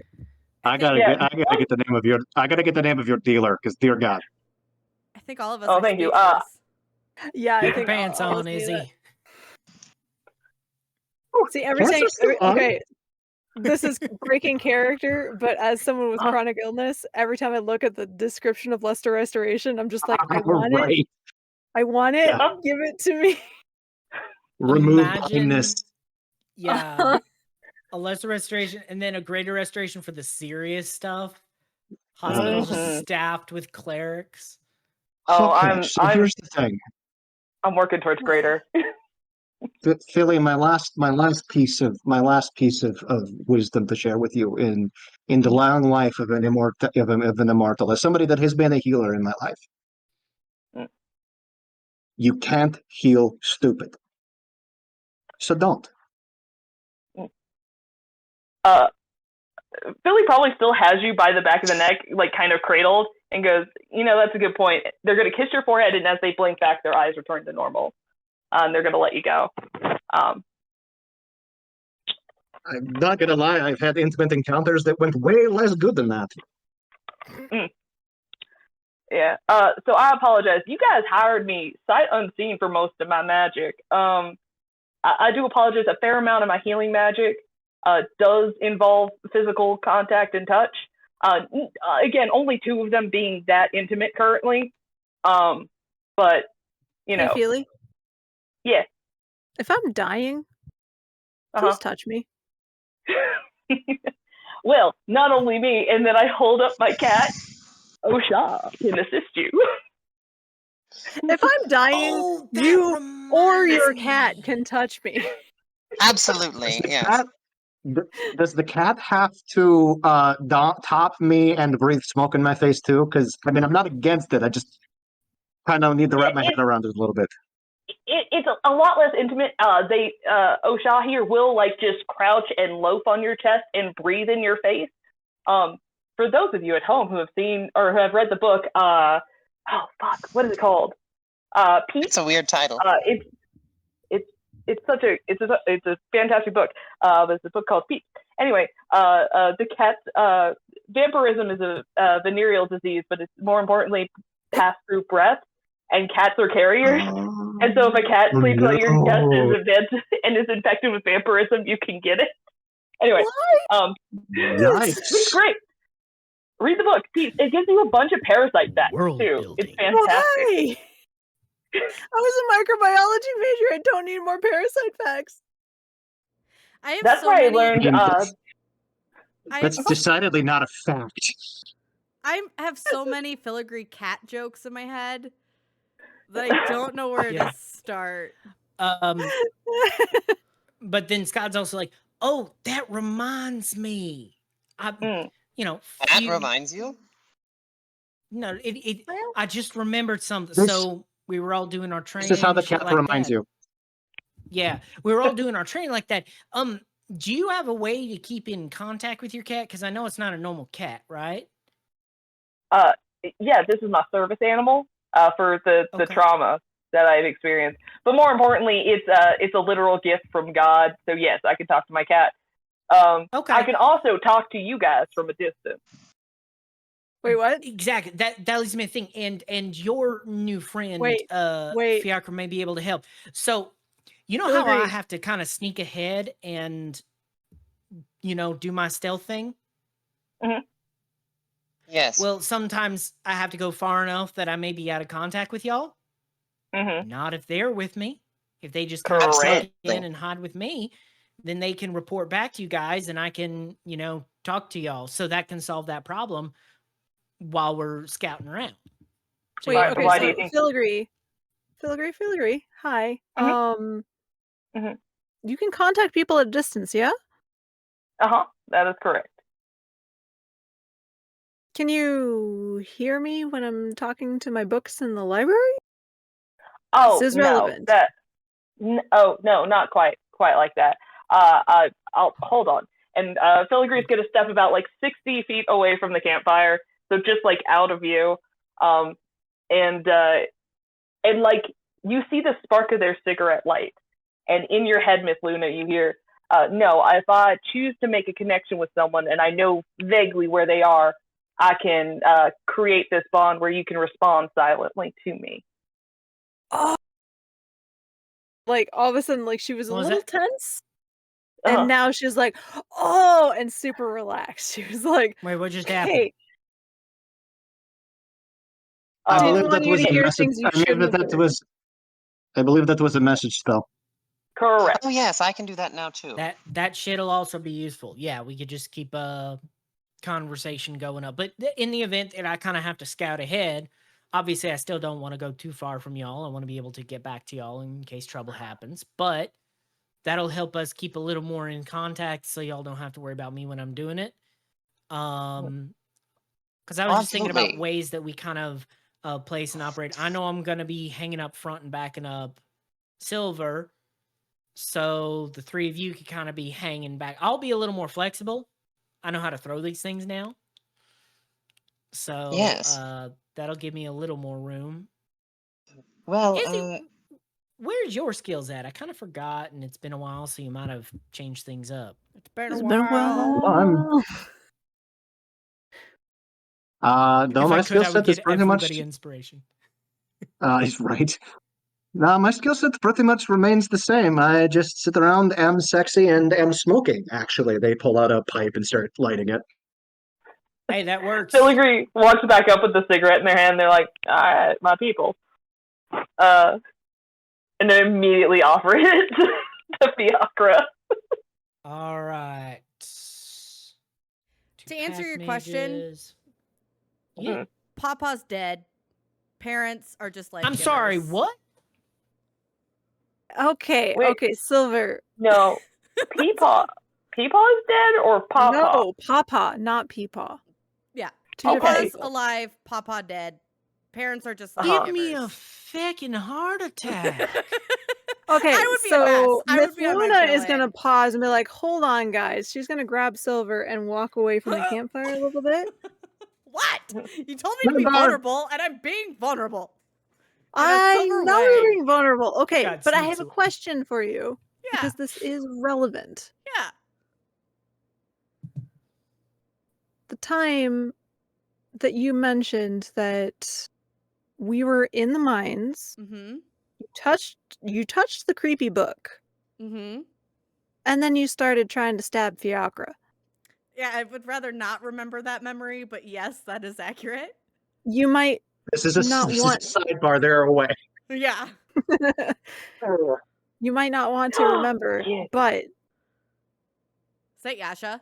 given the fact that when all three of us touched the book, we got very impactful memories. Yeah.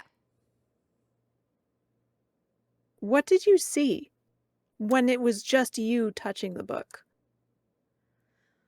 It was I was on the same battlefield that my Peepaw and Pawpaw were fighting, the same one where my Pawpaw died at.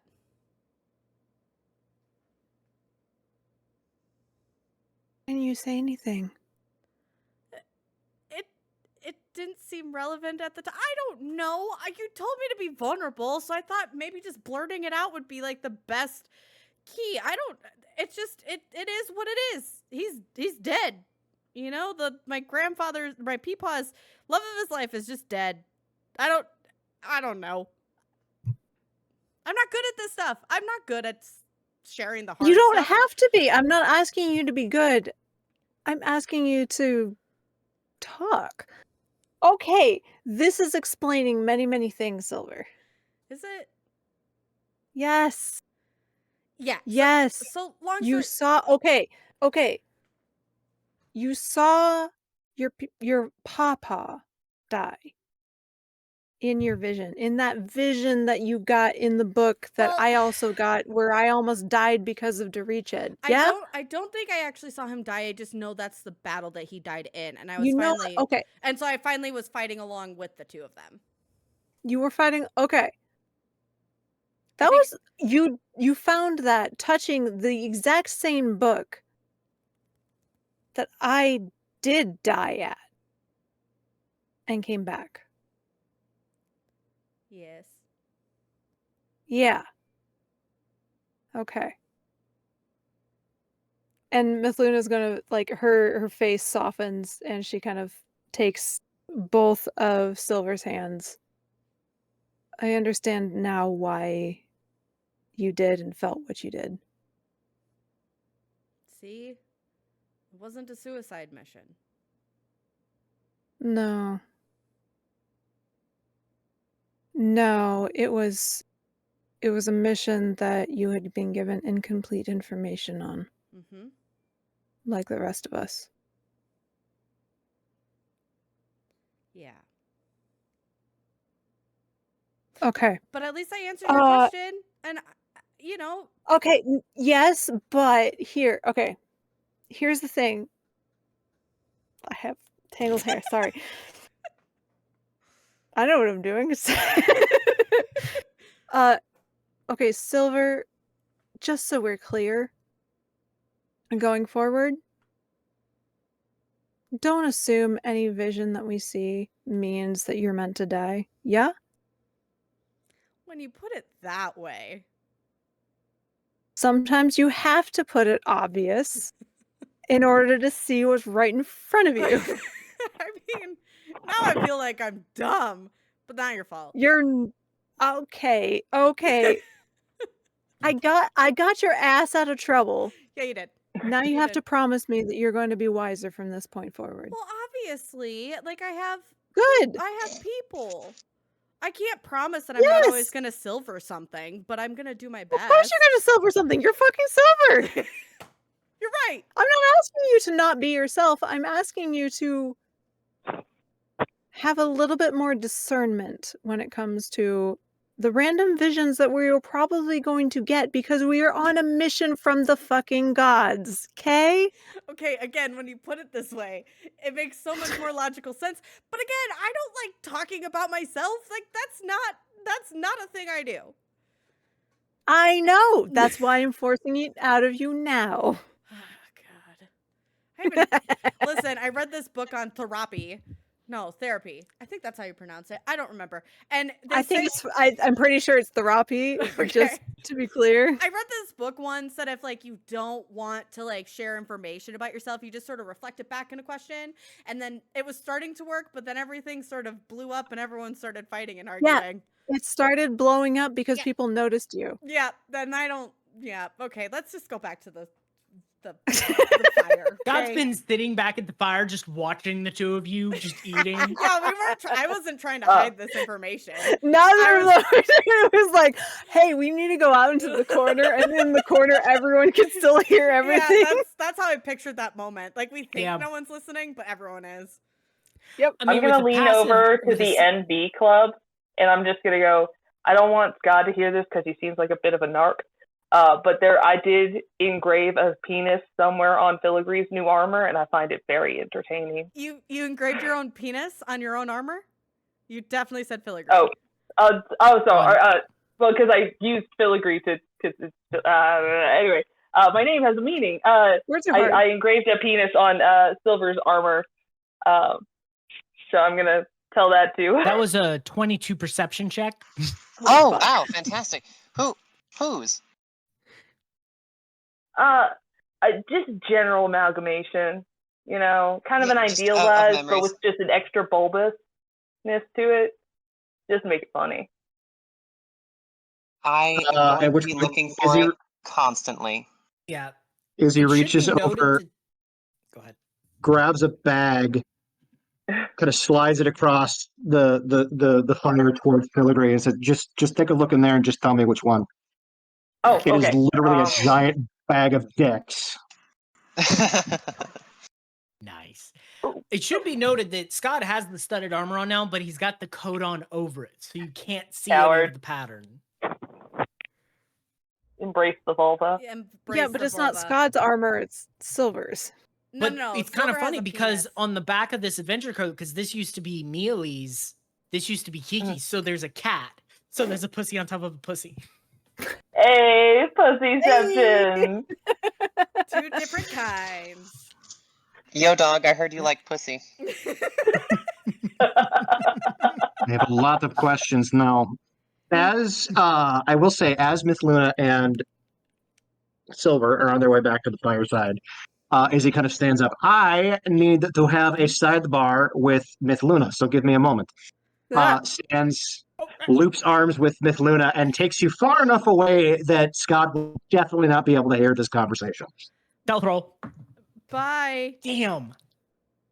That was really bad. Written, and you'll hear Silver out loud in character say, I've definitely written smut about this moment. Wait, you know what? I still have a point of inspiration.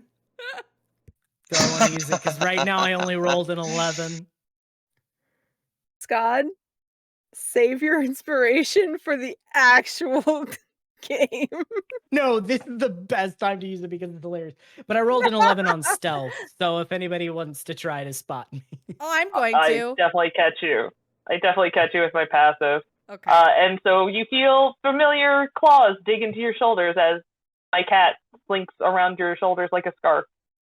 And I whispered to the cat, you want to see this too? And they just dig their claws in.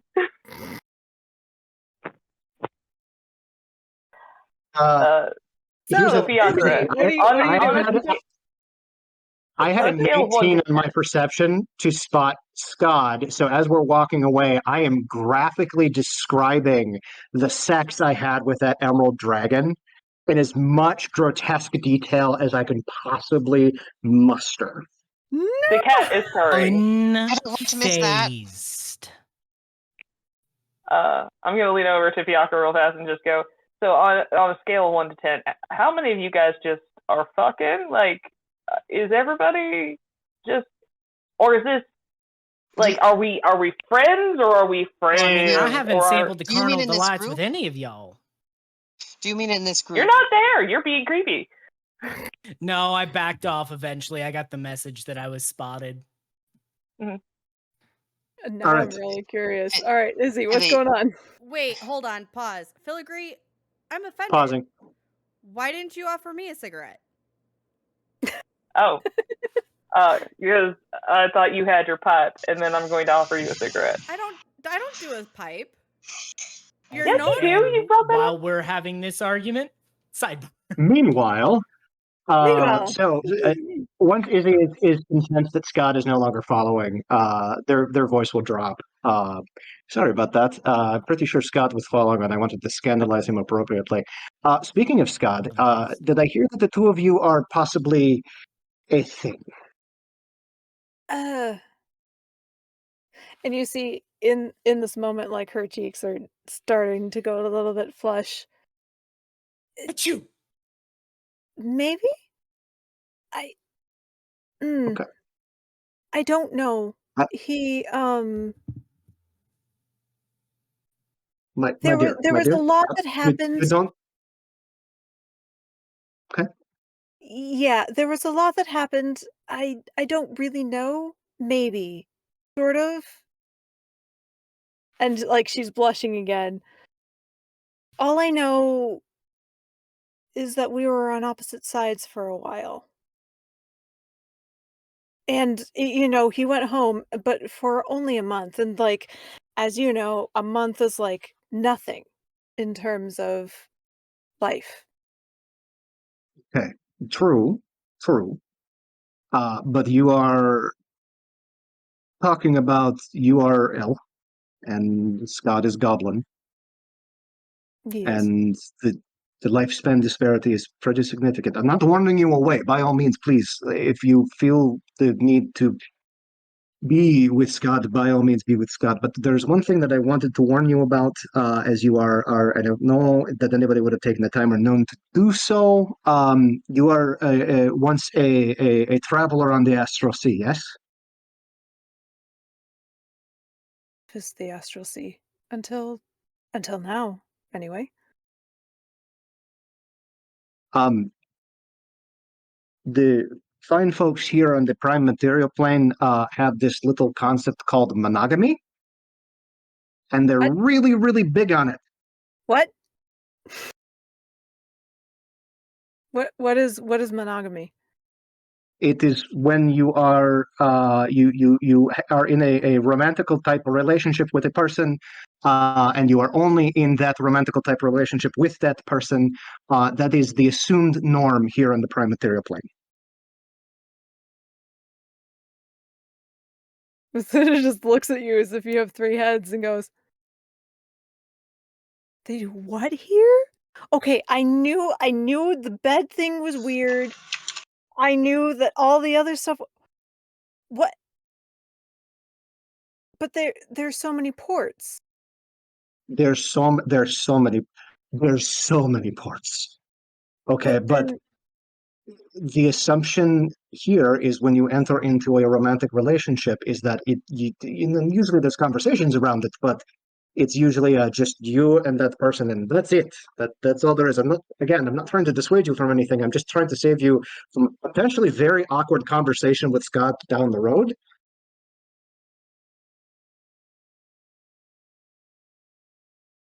Izzy, did I ever tell you? Mm, wait, do people in the prime material plane know who their dads are? Typically, yes,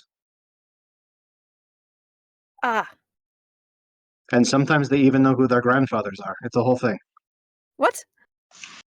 Yeah, there's this thing they call ancestry, where like you know who your dad is, you know who your dad's dad is, you know who your dad's dad is, and etc. What? and so on. It's Why does it's it really matter though? inefficient. Why does it matter? There are some government bodies that utilize this as a way of keeping down women. It's really quite oppressive and kind of irritating, but unfortunately, that is the world that we live in. Either way, My point Okay. is, I don't know if that is the place that Scott is coming from, but I definitely know that that is not the place that you are coming from. And I want to make sure that if you pursue something with Scott, that the two of you are at least on the same page. And you see kind of Mithluna just kind of just pauses and kind of stares off into the middle distance for a moment. Just one? Just the one. I mean, here's the thing. I mean, if you want to bring it up with him, and maybe have an agreement, but it has to be it has to be explicit. They have to know that that is what you are going into the. It's important. Communication in this on this level is extremely important. Oh, this plane is so weird. How did you ever Honestly, you get get used used to to it? it. You get used to Well, it? okay, so yeah, again, immortal. I've been married and monogamous a number of times, but the trick is I live forever and they don't. So it's Hmm. monogamy for like 100 years, and then I can do whatever the fuck I want. I, mm. I mean, mm. She, like it takes her a minute to kind of process all of this, but when she does, she's like, I oh, it's a very good thing you told me this. I've been living here a while, and once I heard that the two of you were maybe a thing, thought maybe I would clue you in on some of the finer nuances of romantical pursuits here on the Prime Material plane. She puts her hands on her hips and is like, my mother had a lover at every port. Are you saying that's huh? I'm saying if that is what you want to have, that is a conversation that you should probably have with Scott. How do they not get bored? Don't open with that.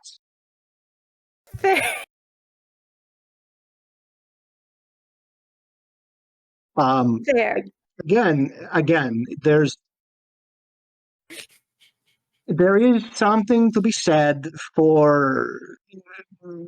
I don't fucking know. It's always boring. I've never found a way to get around it. But again, if you live as long as I do, sometimes you just endure How old because you are love you? the person. I genuinely lost track. Somewhere in the mid 15,000s, I think. Ah, okay. I haven't even reached 40 yet. Oh, you're a baby. Okay, that's all right. Sorry, that was Yes, derogatory. I I did know. not I'm mean. little. I'm little. I am very sorry. I did not mean to be rude. I just Why you weren't rude? You told me about a thing I didn't know existed. Fuck, I still think the void exists here. I mean, it kind of does, and they just gesture up. The void's in the And wrong believe me when direction. I tell you.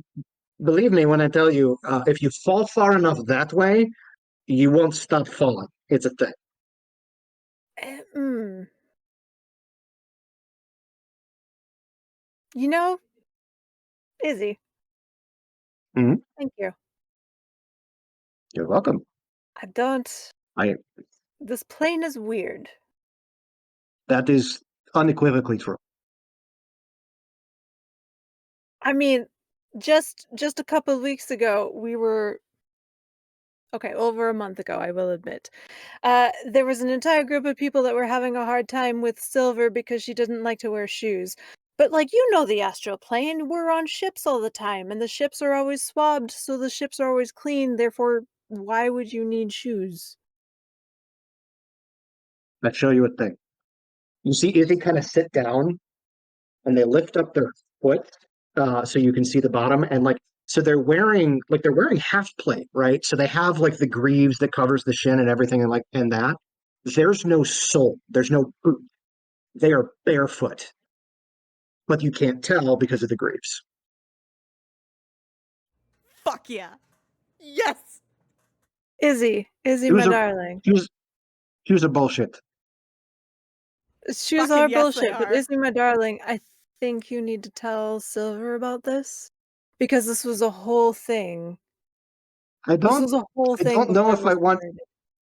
I don't know if I want to like if they've made progress in a direction that is healthy for them. I don't want to I don't want to sandbag that progress. If you think it will be ultimately validating, I'll do it. But Oh, yes. Yes, and at which point well, she kind of turns, grab Izzy by their shoulders and turns them and shoves them in Silver's direction. oh, Squeaker! So Philly, I don't smoke a Right. pipe, but the person that I got your notary done with, his name is Chunt, and Chunt occasionally smokes a pipe, so that might be the confusion. By the way, Chunt did go back to his friends very confused of how he met all of us, which is very true above table. Filigree, Mithluna, everyone is canon, and now my other campaign. But anyways, Chunt really enjoyed you, but yeah, that's probably why you think I smoke a tobacco pipe, because you probably smelled it on your letter and your notary stuff. No, I'm pretty sure I thought you smoked a pipe because your original character art that you drew had her smoking a pipe. Did I? And that was a thing that you brought up in like the first couple episodes. I don't remember, but I will believe you. Here, Fiacre, flower crown. Make them for everyone by this point. Oh, lovely. Thank you. It is my mission to make Chunt Everyone as loves canon flower as crown. possible, because I want him to take over. But anyways, I will still take a cigarette from you because I still prefer your cigarettes over my pipe. Oh, okay. Yeah, they're rolled with addiction and love and stress. Help yourself. And she'll cough like. Yeah, that'll do that to you. I still have a soul. You'll never get used to that, will you? Well, they did say that if you cough, you have a soul still, and if you don't cough, then you don't have a soul. Ah, that explains everything that I'm going through. That said, I feel a deep disturbance in the ethical practice of adventuring with more people not wearing shoes. And I don't know why, but deep in my heart of hearts, I feel like there's been some violations regarding people with their bare toes out on the ground where they could step on a needle and catch. That's not. But isn't that what your heel is for? Anyways, Barry. What made Skad pulls Izzy. up his boots, solid soles. Izzy, you're back. Where's Mithluna? I am. Yeah. I'm back. Mithluna is Mithluna behind me, or did they just push and leave? That'll be back. I think Katy left. I'll keep an eye out for her. Yeah, no, with the thing. I'm supposed to tell you that you see Izzy just hike up their foot and show you their bare foot under the greave. Oh dear gods, there's another one. Oh. God damn it. God damn all of you. Wear shoes. No. I'm on your side on this one. Same, absolutely. Yeah. I as an out of character note, you've actually, I don't think, seen Fiacre's actual feet, because when inside in even in just freshly out of bed, Fiacre pulls on socks before stepping on the regular clean ground, and just no. Okay, while I deeply agree with Fiacre's logic, there's another part of my brain that just immediately says, show us your toes. Anyways, shoes. Is that what we were talking about? Yeah, they just showed you their armor with no soles. And she's gonna hug you again with consent. Can I hug you? You have blanket consent to hug me unless I am bleeding out. And she's not gonna let go until you let go first. And she's just gonna be I love you so much. You have no idea how much this means to me. Do you know how much shit I get for not wearing shoes? I don't think I've ever worn shoes in my life. I keep them clean now, and I still get shit for it. But I said to Mithluna back there, shoes are bullshit. They are. Thank you. They remind. Oh my god. And she's still holding on to you because she's waiting for you to let go of her. We have eyeballs. I don't know. And also you have sensory on your bottom of your feet, so you can avoid hurtful objects. Okay. The next time we have to break in through a window and you have to walk over glass. I've done that. I want you to think about pulling those glass shards out of the soles of your feet. And I want you to know I'm not gonna fucking help you. Well, you don't have to, because I've done that. You build up so many calluses that it doesn't bug you when you walk on those kind of things. That is so incorrect and not how that's glass the works. end of that conversation. Skad leans over to Mithluna. Is everything all right? We good? Am I still holding on to Izzy? Would they have let go yet? Yep, you sure are. Izzy has not let go. Okay, so we're just full on snuggling. Yeah, Skad's just like, are we good? She's like going in real deep now and just like, you're never Okay, gonna hold let on, me. hold on, hold on. I'm not, but also we don't have to do this standing. I don't care. You had me at no shoes. I'm going to go stretch out over there. If you want to cuddle, I'm into it. I'm joining you. Stretch, You just basically have to stretch carry out. her over though, because she's not letting go. Like she's. That's fair. Izzy, you gained a lot of muscle, haven't you? Holy crap! Yeah, I'm all muscle. Like you could probably like. She's just like, she's dense now. Like. Yeah, Mithluna's looking at Scott. Is Scott saying, "You good?" Mithluna's just saying, "How long do goblins live?" Oh shit! my. Yeah, there's that. Because Skad puts it together in just a second. Huh? Hey, Filigree, remember that talk about immortality we had earlier? I think I have a new reason for it. Oh god. Have you joined my side finally, other short-lived creature?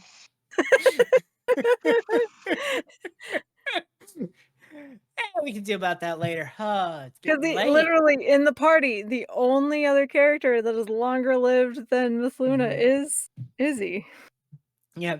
Well, and goblins were originally very short-lived. Now Philly. Yeah. And now most of the species still less lived are than Mithluna. about a century unless they're longer. So I got about a century of life in me. Because I'm a dwarf as well. So. Yeah, so we live about 400 the only years. It's actually the only two that are like a century or roundabouts, like give or take, are Fiacre and Skad.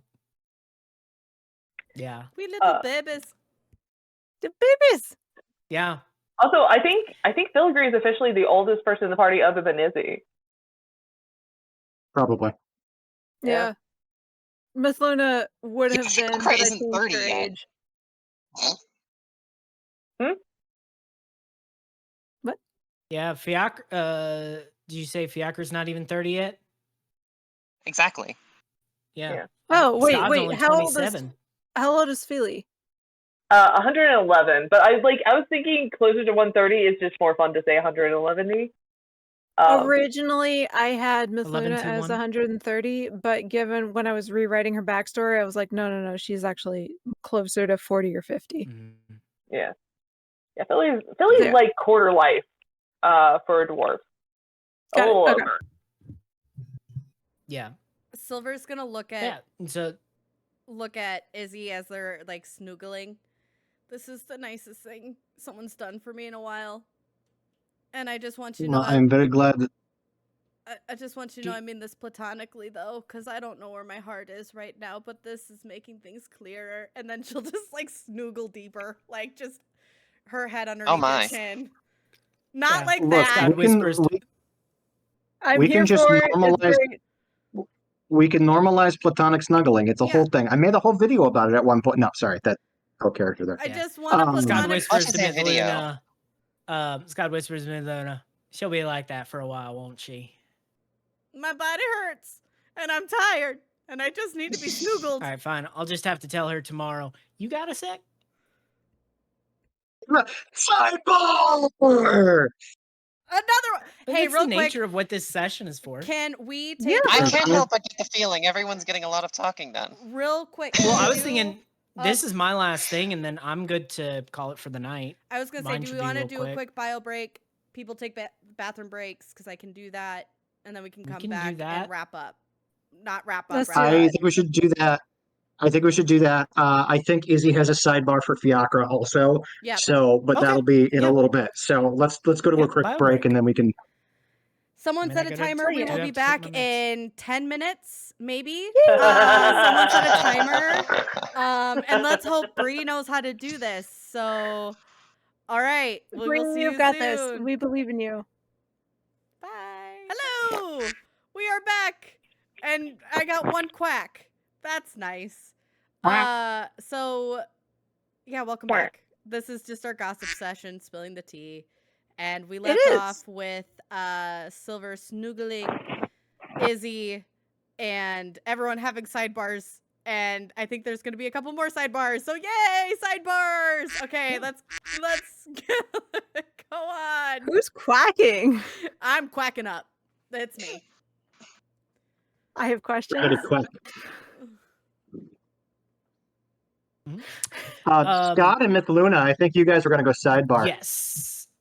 So Scott at first was just like, Ooh. Bree's Ooh. gonna be like that for a while. I'll tell her later. So, Mithluna, you got a second? I got something I gotta tell you. Yes. Okay, Yes. cool. And she follows Wait, you out hold on, wait, before the two of you go, hang on, there's in my bag, I can't reach it because Silver, hold on 1 second. There's in my bag, there's more garlic bread, take it, I don't want it, take it with you. There's Scott, also, Scott I goes also up, have grabs it. condoms and a diaphragm, and I don't know what genitals everybody has, but I have a variety of options and preferences. Not that type of conversation, but I do appreciate the support. That's not However- happening however, over here. That's not in what all of the gifting of garlic bread, I do hand directly the garlic bread over to Skad just to see what he does. Oh, I because take he's the a garlic bread. vampire. I take the garlic bread, I break off a piece and have a bite. Perfect. All right, I go off with Skad. Just to warn you, Scott, in the Astral Sea, that means you're married now. That's all The it sharing of takes. garlic bread is very sacred. That's all it takes to get married. Yes, Izzy. I just imagine Billy has like a mouthful of bread and just makes direct eye contact with Izzy. It's like, I mean, I guess. Wait, Izzy. God is unfazed. That's I all am it takes to get definitely married. fucking with. There's no. I'm definitely fucking with Scott. That is what is happening Okay, right now. okay. Scott, Scott And knows that I'm Scott fucking is with Scott. Scott is actually backwards walking, and as soon as he hits the point where you have to rely on your dark vision to see in darkness, he vanishes. I was just gonna Because he is you a and your gloom gloom stalker. I was just gonna say, like, that's so much more simple than having to beat your spouse and risk your life for them. That's a different conversation for another day. It is a different conversation. That's right. You're one of I will those. say in the Astral Sea, it is a lot easier to get married, but it's more than the exchange of garlic bread. We just have to beat our spouses until they're on their inch of their life to prove that we were willing to die for them. And then if you want to marry a war chief, you have to shoot an arrow at your partner, and hopefully you have a really good shot and don't miss and you miss them and not actually kill them. Mithluna has so many questions for all of you about what marriage Scott's just is. like, There's a we're whole just gonna That's one of them blood screamer things that I wanted to believe was a myth, but is in fact true. That's in fact true. That's why I have no That interest explains, and we have left. that explains a lot about the night I met your papa. Yeah. That's meanwhile. That's why Peepaw has a scar. All right. Yep, sorry. Cut. All right, Scott, Mithluna, go. So Scott just takes out of earshot. I rolled a 19 on perception to see if anyone's around, and goes, okay, before it's not anything like that, but as my friend, first and foremost, I'll tell Silver once she's done cuddling about what happened. I mean, Izzy is a good cuddler. We know this already. Oh yeah, which is why I know she'll be good for a while, and I could probably tell her tomorrow. Fair. Okay. He what's hops up on a ledge, sits. So yeah, I don't have my deal with Dumont anymore. God. Because are you familiar with the name Dionysus? Say I'm not. Tell me anyway. Are you familiar with the onyx nightshade? I'm telling you I'm not because I want you to explain it to me. Okay. Well, I was dropping off a report to the person I used to report to, the Duchy of Twilight, before I made the deal with Dumont. So I was kind of caught in between two places. So yeah, by the way, I was a whole spy before this thing. I think did I ever mention that to you? Oh. I think that's important if we're gonna keep being friends or whatever else happens. He gets a little red in the cheeks. God, Yes, who are you a spy for? the Duchy of Twilight. I was Okay. a semi-minor extraplanar entity, just keeping them apprised of what's going on. They were based out of my old village, but that ship sailed. Don't need to worry about that part.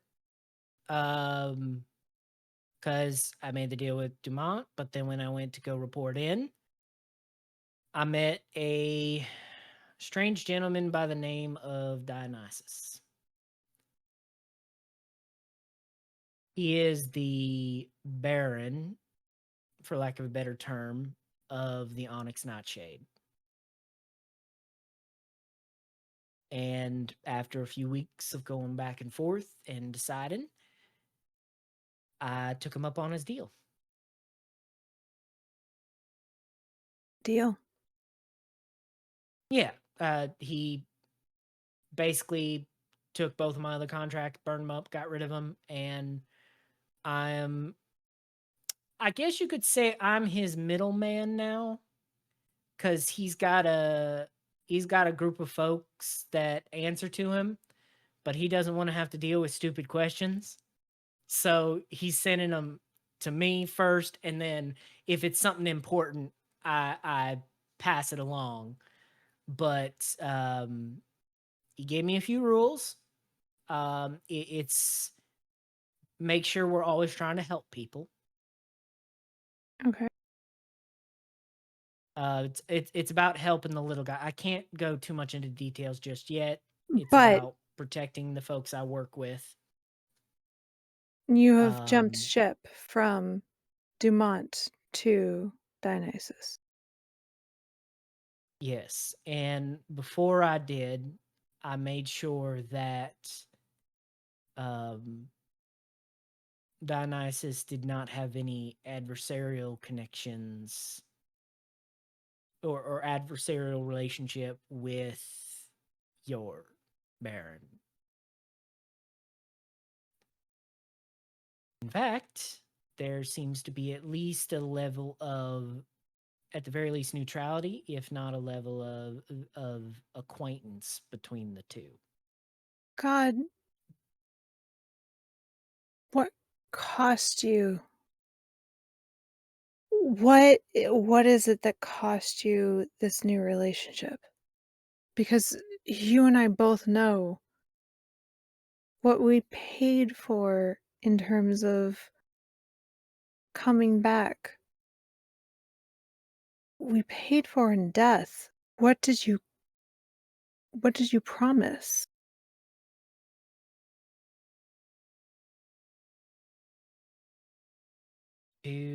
Well, to put it simply, to use the shadows to bring a little bit of light. Work behind the scenes, help the people that fall through the cracks, or coordinate the people that help the folks that fall through the cracks. Hmm. I know it seems scary, and believe No, you me, I thought about it a lot before I actually made the decision, and scary is not the word. It's understanding who you made a deal with. that's true. From what I understand, Dio said he actually sponsored a few of the last group of adventures, the ones that became the gods. Older than the old gods, then. Yeah, he's one of the Titans. Well, became one of them. Hmm. So long story short, in the baronies, there used to just be 9 of them. But there were little gaps in between a lot of them. And the Nightshade popped up in those gaps. A collection of I guess they would claim to be commoners or non-powerful people, and they gathered. They rose up, and some of them actually became titans, essentially. But there were a lot of them in the Onyx Nightshade. Dio's the only one left.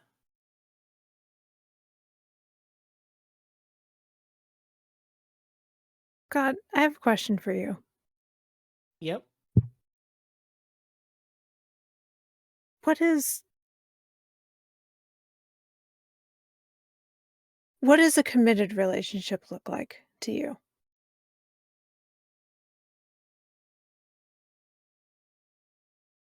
Funny you should ask that, because I actually don't know for myself, because it's different for every person here.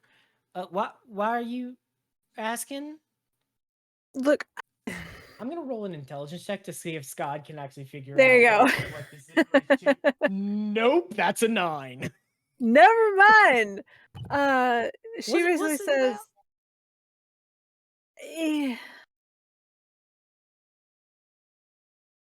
how do you and she's like clearly kind of struggling with words a little bit, Mhm. and kind of goes through that phase of not being able to say things directly correctly. Yeah. You see And Scott so, just relaxes himself and just waits patiently. in which case, it takes her a little while to get there, Yeah. but she does say,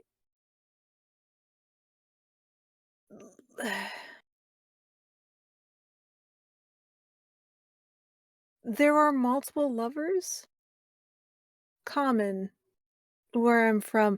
Izzy is the one that kind of told me that might not be the case here, Oh, okay. and I might need to explain that, and it's very confusing.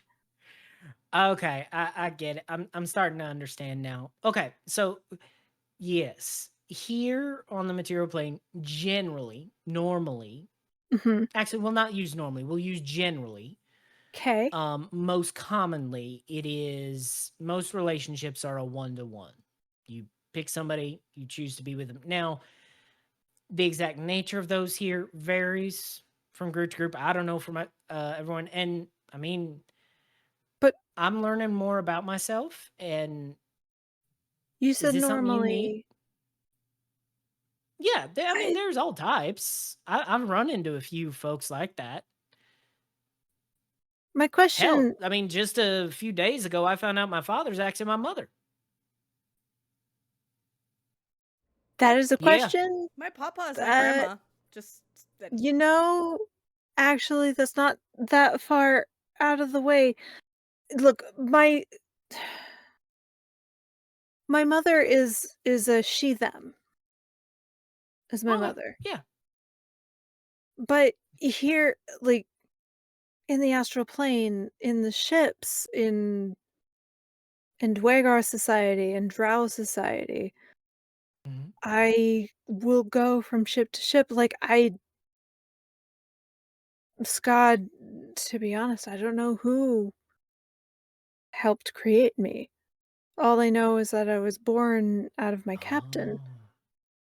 What I do know is that the first mate, the Dwagar that raised me, that's my father.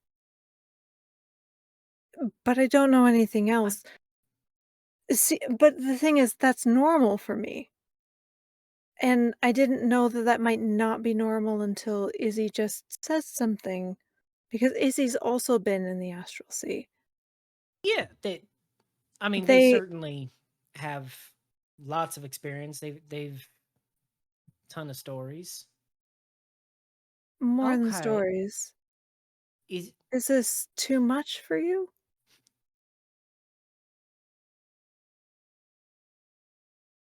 I don't like using the word normal for it, because it's common where you're from. It may not necessarily be common here. It doesn't mean it can't be a thing.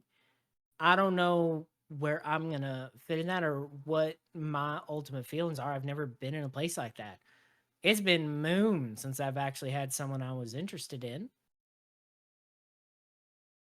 Like, I don't know, and I don't say that as a bad thing. Like, if because I mean, there's a million different ways it can go. We're both still young, right? I think I know I'm still relatively young. I'm not going to ask that I'm not question 50 because yet. it's rude. Oh, We're both young. oh yeah, definitely. So I guess see what happens. I'm not if It doesn't scare you away. the only thing I'm scared of is losing my North Star right now. Because I will say the path I'm taking, the deal I made, it's running me very close to this darkness. I'm staying on this side. Like, my deal with him is like, we stay on this side or he takes me out, you know?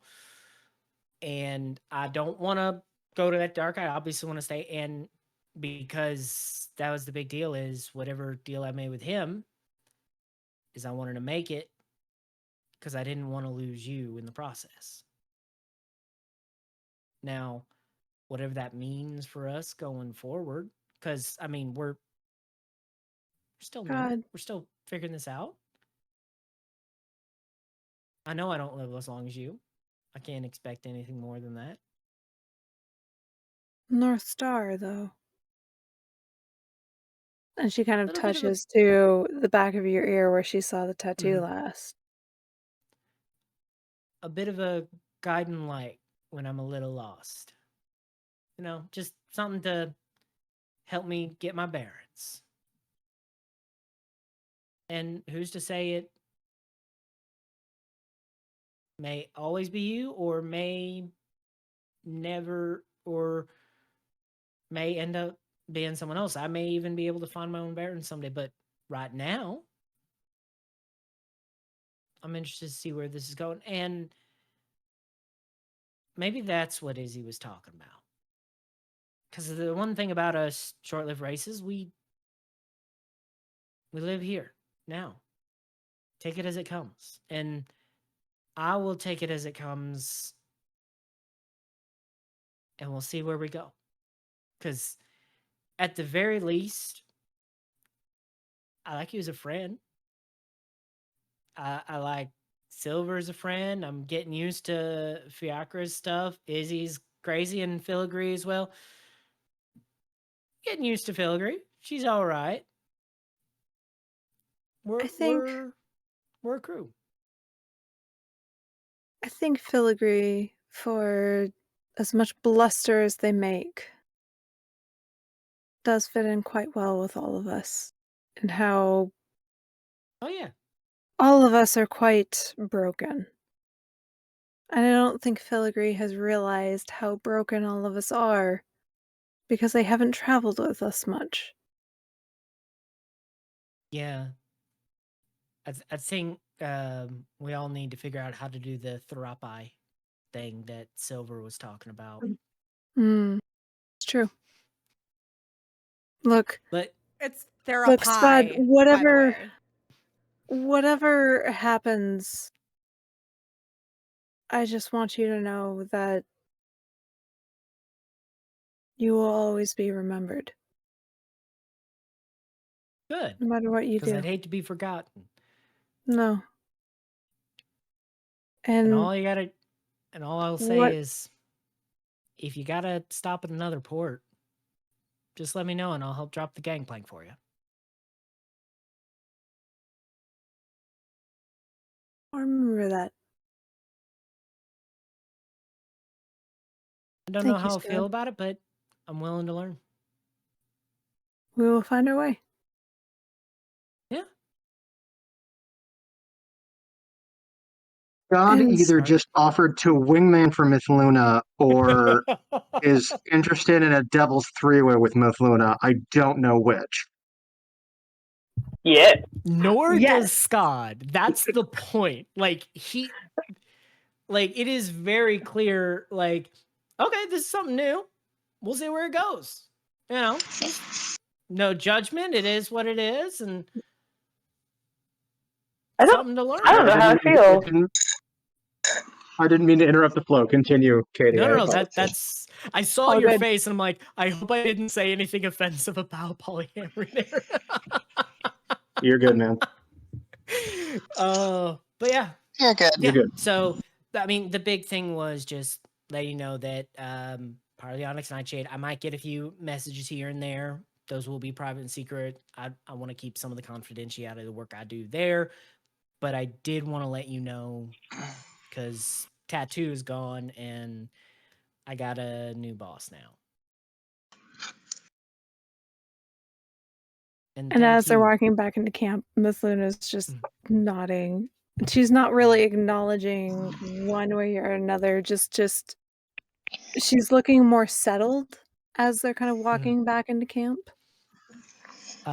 Skad very gently tries to take her hand, ready to pull back if she rejects.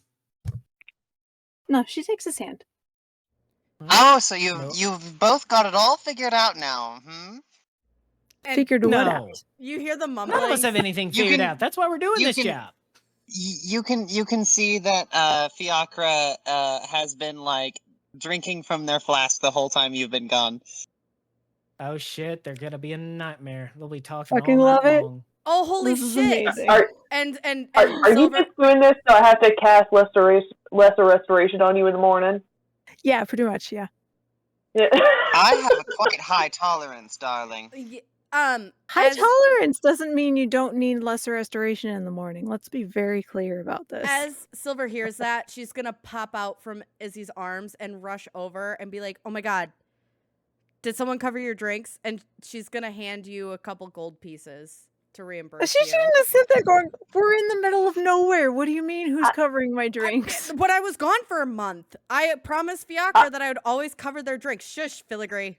Oh, thank you, darling. Are you sure you're not the one Hey. drunk? And Skad casts disguise self and starts to look like a shorter Sorry, version Filigree. of Mithluna. What were you gonna say?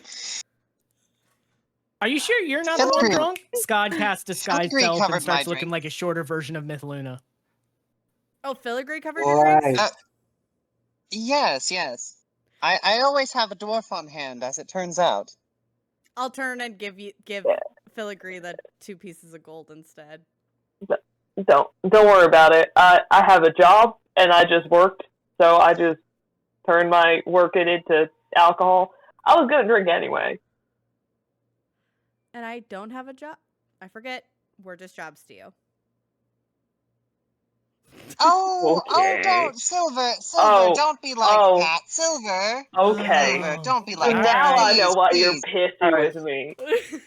All right. Sil- All right. Silver, All right. please, Hold don't be on. like Hold that. on. I'm gonna. Hold on. This is very important. Silver, Fiacre, sidebar. Everybody else is doing it. I might as well do it with the two of you. Come on. Yeah, cool. Walks away. I'm Well, gonna alright. just start winding down.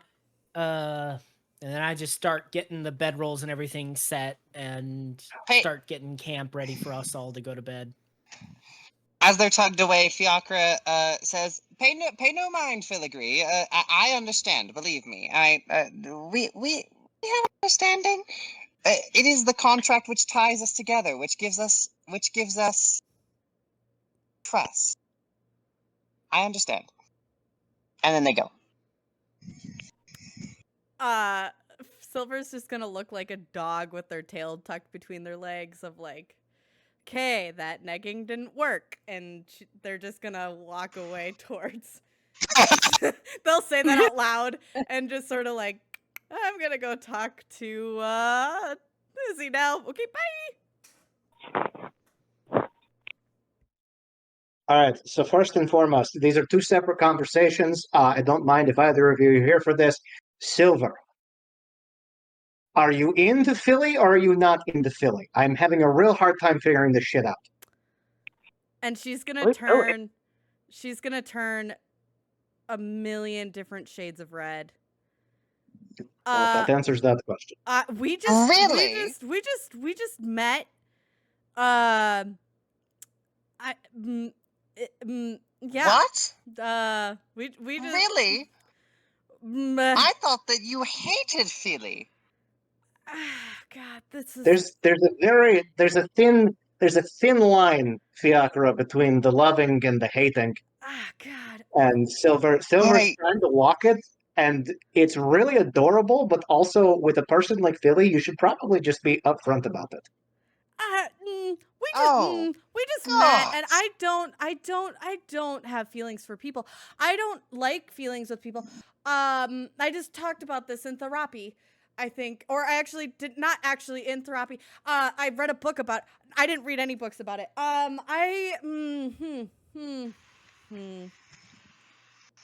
Look, you can borrow my scroll of the ethical slut. Have fun with that. Can I read that when you're done? There's one or two things in there that I disagree with, but in general, I do think that there's some good things in there. You might benefit, actually, Silver. It's about 100 years out of date, so there's a couple of things that I don't necessarily agree with, but I think at its core, it is a sound philosophy. Here's the tea. Agreed. Okay, here's the God. Oh please. How do I explain this? Just between us people, please. Yes, absolutely. I don't. And you can tell she's really uncomfortable, but she really wants to talk about it because Mithluna's voice is in her head of like, you gotta start talking about shit. Yes. I don't know what you're talking about. But yes. I don't. You hold on. This is deeply important for me to express this with you. Silver. Yeah. Place. The people you are about to share with are not going to share it with anybody else. You can say what you need to say and free of judgment. Okay. Correct. Oh God, I don't want to be an ethical slut with them. I want to be with them. I understand. I think I understand. Here's the thing about the ethical slut. Yes, it does talk about many delightful ways to be a very slutty person. But it also talks about ways of finding and maintaining connection with the person. It's the title is tongue in cheek, really, if we're being honest. Okay. And you can see it is. her hair is getting just more. She's like playing with it, and it's getting more and more frizzy. We just met. Okay, literally, they just came onto the crew, and I have no right to like this person. And I have no right to have feelings about this person. And I had a moment at the docks. I don't know. We're not going to talk about it. I'm just going to say that wait. Homegirl. You're not here. Mithluna, you're not there. Yeah, we're not there. This is the worst part about this. Quiet. I'm elsewhere. Sorry. God, this is embarrassing. Okay, it's not though. Here's the thing. There's no right or wrong here. You have feelings. Yeah, stupid. You are allowed to have feelings. You have the right to have feelings, regardless of how long or how short the time that you've known this person. Yeah. All I am saying that you should do right now in this moment is go back to that campfire and say, "Hey, Philly, sidebar," and then sidebar. Walk away about, we'll say about 60 odd feet should be enough to get out of Skad's earshot, and have a conversation about things. No, that's not how this works. Listen, okay. I'm panicking. My skin is coming off of my shoulders.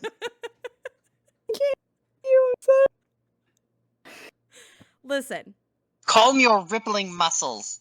They are Seriously, rippling, probably. Can you do that thing where you make your pecs dance? Because that would also do the trick. I'm pretty sure. Absolutely Please can. don't. It would give me feelings. But it would have a very different interaction on Twitch if I did that. So I'm not going to. I absolutely can. I'm not going to. Oh god. Oh, switch. Thank you. Okay, both Sorry, I Bree just missed and Katy can do that, but we won't because of Twitch. Katie, I conversation totally missed about that something and now later. I feel bad. Back Fair. with Bree. Yeah. Back with Bree. Silver, listen to me. Listen to Yeah. me. There's no stop. Take a deep breath. Deep breath in through your nose. No, that wasn't a deep one. That was a very shallow one. Try again. Box breathing, darling. 5 Ew, seconds I in, don't like box 5 breathing. seconds out. Okay, I'll do Bree, it's more than therapy breathing. It's fine. that. No. Just Therapy. take a deep breath. Who's Here's the that thing. voice that keeps intruding on this moment? What is that? Here's the thing. Here's the thing. Yeah. Philly Mm-hmm. is just a person. It's just a human, a dwarven being. Okay? They're just a person. They are hurt from past experiences. Absolutely. They are exactly. probably also they are also probably not necessarily looking to fall immediately into bed with somebody. Well, Unless yeah. it's me, but that's a different thing entirely. Right. Well, you're hot as fuck, so that makes sense. Correct. That is the Too correct true. answer. You are my favorite tonight. Anyway.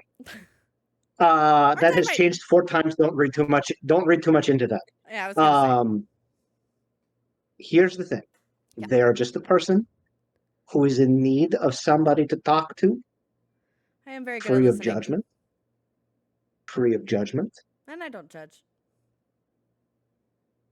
All you need to I do do. is go over to that camp. I know you do. That's why I like you. All you need to do is go back over to that camp and say, "Hey, Philly, sidebar." Walk away and just say, "Hey, how are you doing with all of this?" That's much better than what I was thinking you were gonna make me do. I'm not saying you have to make a move on this person, because Do honestly, anything. in this moment, making a move on this person would probably be the worst possible thing you could do. The worst possible thing. I yes. know. Have we met? I'm fucking sexy. I can sleep with damn near anybody. I slept with an emerald dragon. Anyway, the point is, Yeah, fair enough. go over there, sidebar, and say, "Hey, how are you feeling about this?" Because here's the thing. They have been at, what is the term, loggerheads with you for a good chunk of this conversation. And just having you reach out in this moment and express genuine compassion for who they are as a person will either make them really like you or want to kill you. Do you know how painful this conversation is for me right now for Bree the player? Anyways, keep going. It's like a 50. I'd play those odds if I were you, if I'm being entirely honest. Yeah, that's true. That's true. I agree. That's true. Wholeheartedly. Do you know who's role playing on the opposite side of you right now? Come on now. Who is this voice? So what? I keep hearing a voice. I know. I'm not sure where it comes from. No. So okay. Real talk. Is that you, Grelin? I'll see your challenge. Okay. But I can't promise that I'm not going to silver it. Look, okay, that's the other thing I wanted to address. Utilizing your name as an adjective and or verb is a form of othering yourself, and that is not the thing you need to do to yourself. You are just, I can see DMC just ranting at the screen. It's fucking hilarious. You are just you. You are going to do what you do. And that is enough. Okay. And if I may. Yeah, why is Fiacre here? Not that I don't love your company. Thank you so much. Because I've felt so absolutely wanted in every conversation before now tonight. No, I do want you here. I do want you here. Silver. When you say you are going to silver it, you mean you're going to be yourself. Yeah. You're going to make mistakes that are characteristic to you, and you're going to succeed in ways that are characteristic to you. Yeah. And Silver, if I'm being perfectly honest,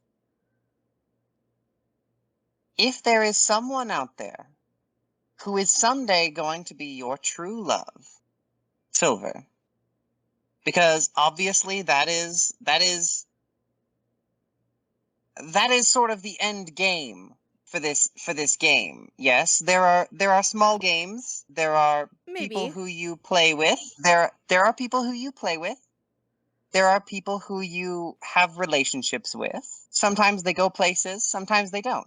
Sometimes they go a short distance and then they peter out. And it was still worth it because it was fun.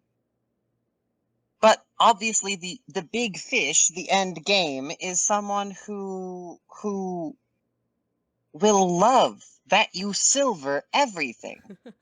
that to silver something is to do something in the way that you will do silver. And I think that you should relish in silvering things, because the person who is, or perhaps multiple people, yes, who are going to fall in love with you, who are going to be your true companions for life or for decades or for centuries, those people are going to love when you silver something, because that's who you are. So don't be afraid to silver it. I wish I was as prolific as you were. That was very nice of you. Because I'm Oh my not god, that it's like prolific. you're a writer or something. What the fuck? What the fuck? You don't have to be prolific. You just have to be honest. So here's what I want you to do. I want you to turn around. I want you to go back to that camp. I want you to ask Philly for a sidebar and just ask them how they're doing with I everything. really That's don't it. like being told what to do is the Do it. problem. You're not Okay, being then told. whatever You're being whatever suggested. you It's do, advice. whatever you do, don't go over there and tell them that they should have a sidebar with you. Whatever you do, don't do it. Okay. I hear you. I won't. Oh. I won't. That's fine. I love it. We're here for it. It's great.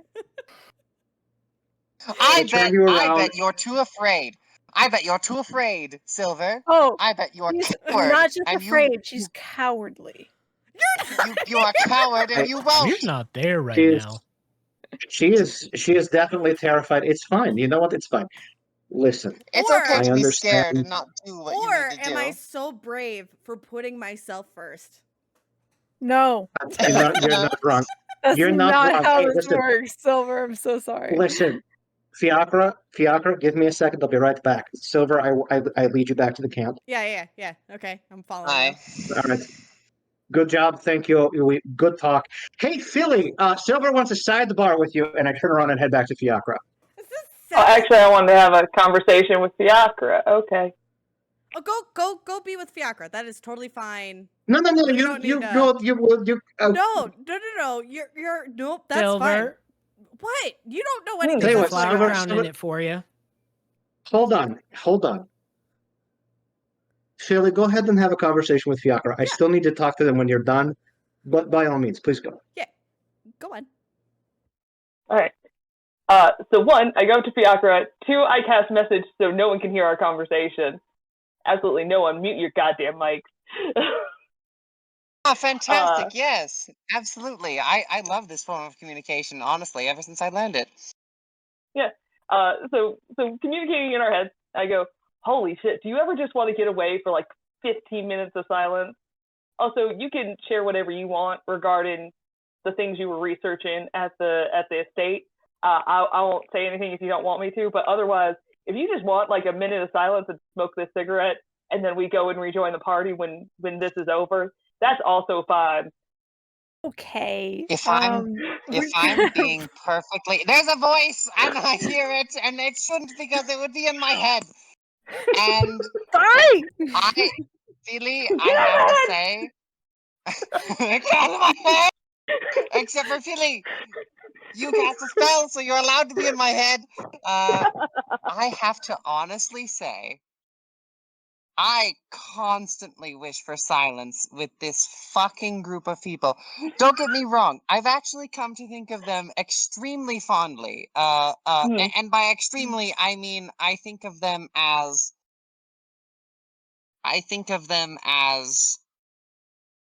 Oh gods, I don't know. I guess the earliest possible form of friendship.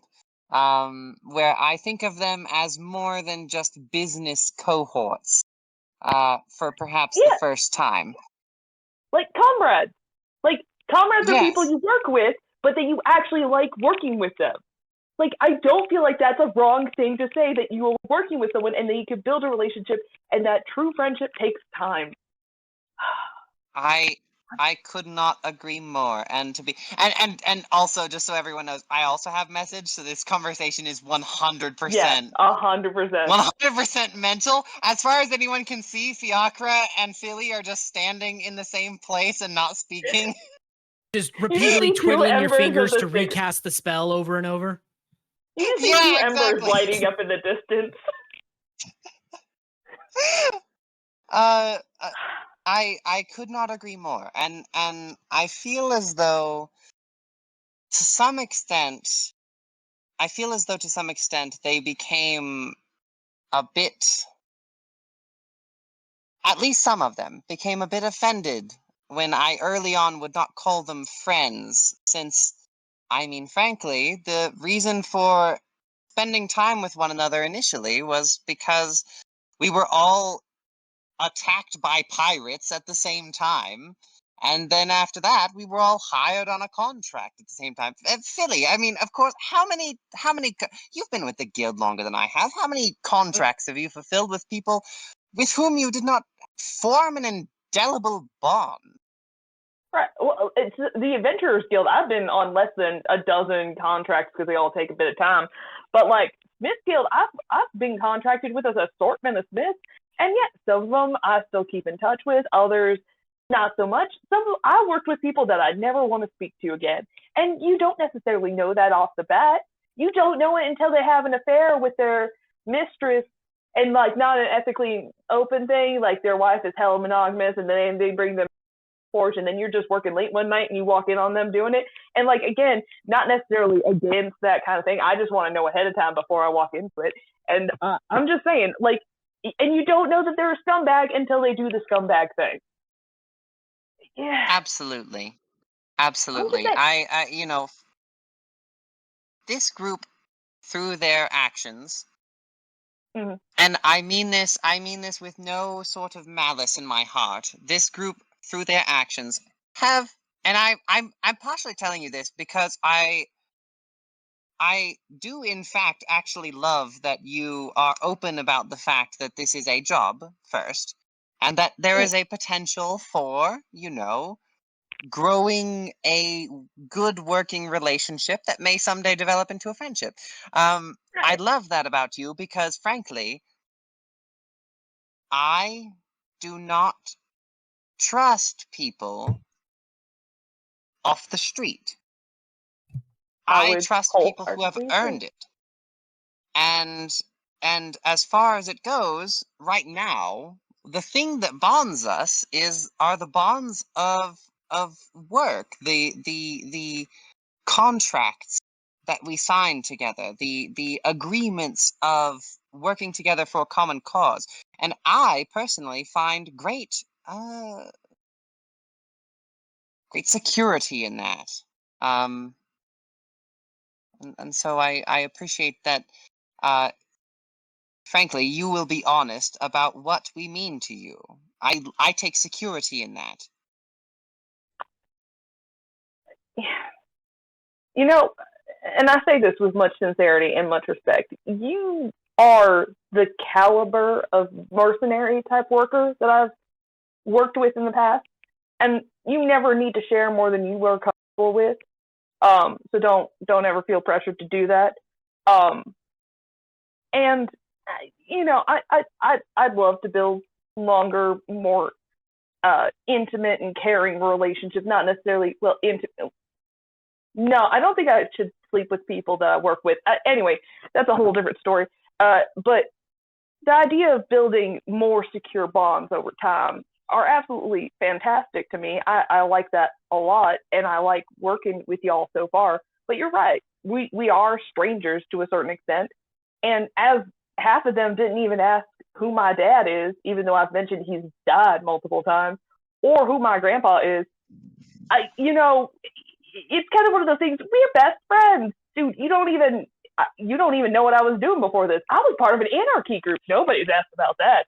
Oh, the person who just wants to follow the fucking rules. At least I'm not a narc like the goblin.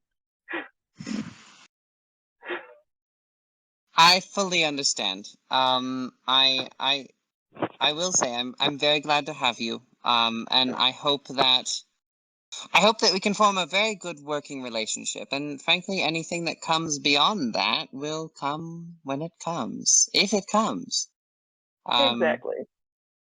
I know that I have thus far somewhat enjoyed working with this group of people, but they have nearly killed me. They have nearly killed me. I actually did take a colossal blade to the chest and nearly die. I won't name names, but I will say that I very nearly died, specifically just because of the sort of recklessness, which there is a There's a certain moment. level of it. Yes. No, there's a moment of like flashback horror, and almost involuntarily, Philly kind of gently grabs your hand and goes, "Wait until the sorcerer, the mage, learns area of effect damage." Oh, goodness. We can get through this. I'm not looking forward to that. Yes. Look, I fancy myself the party wizard. We have a sorcerer as well. But I fancy myself the party wizard. And I will make sure to do my best that my magic only takes hold in ways that are pre-prescribed. Our sorcerer is in fact a wild magic sorcerer. I know you know this. That's the concern. And so I do not necessarily blame her directly for the mishaps which have happened. But I know that look, we are a chaotic party. Now I'm not happy about this. But I think that and okay, hold on. Before I say that, there was something earlier that you were saying, and I wanted to clarify to you. I wasn't angry per se at you. I was angry at the philosophy. I was angry at a philosophy that I've heard before. I was shouting. I was angry, but it was more like you were saying some words, and I don't necessarily think that you hold the philosophy, but you are saying some words that have been echoed by people before and that have pissed me off, and I was shouting at those people, and it wasn't fair. That I was shouting at you and I was shouting at everyone. That wasn't fair. I was really angry at other people. No, you had every right to be angry, and I also came to apologize about that. But I figured I'd apologize by giving you more cigarettes. And a great call idea. it a day. Yeah. And a moment of silence if that's what you wanted. At least a break. Absolutely. I appreciate that. And I want to say that I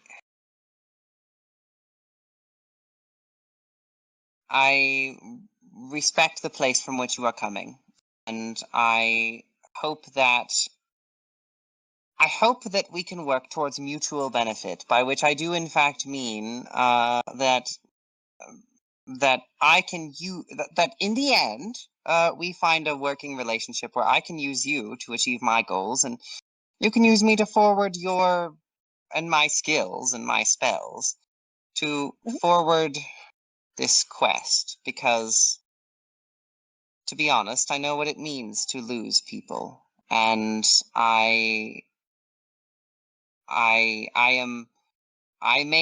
not know you well enough to be committed to some sort of grand quest that you may be on, but I'm rooting for you, and I hope that you're able to achieve it, because it sounds like you really got fucked over, and I know that that's a paltry way of stating it, because the words probably do not exist in any language to describe what it is to lose what you've lost.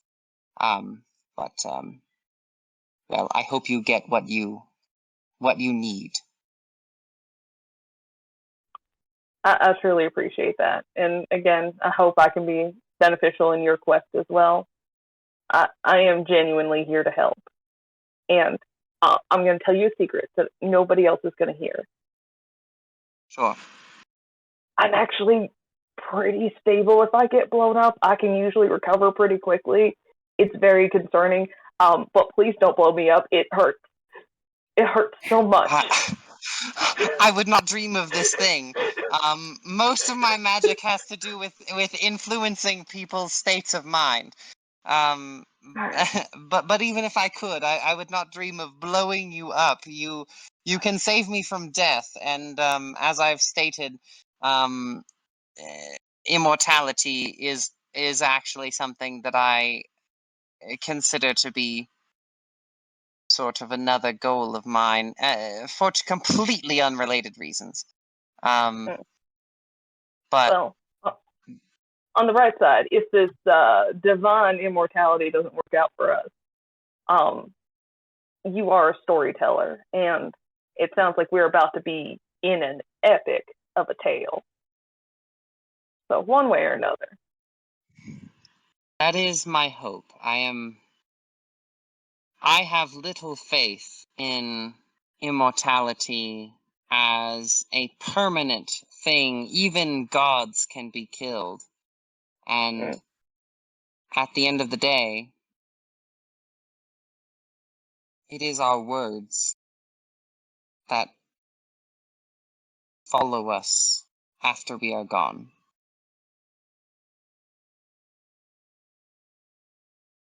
I couldn't agree more. All right, I think they're going to start thinking that we're up to something. Do we want to rejoin the group, or oh no, you got to talk to Izzy, and I'll go. Apparently there is something, yes. But it was good. It was good casting message with you. Great casting with you. And so we can go and rejoin the group. Turns out message is just really aggressive charades.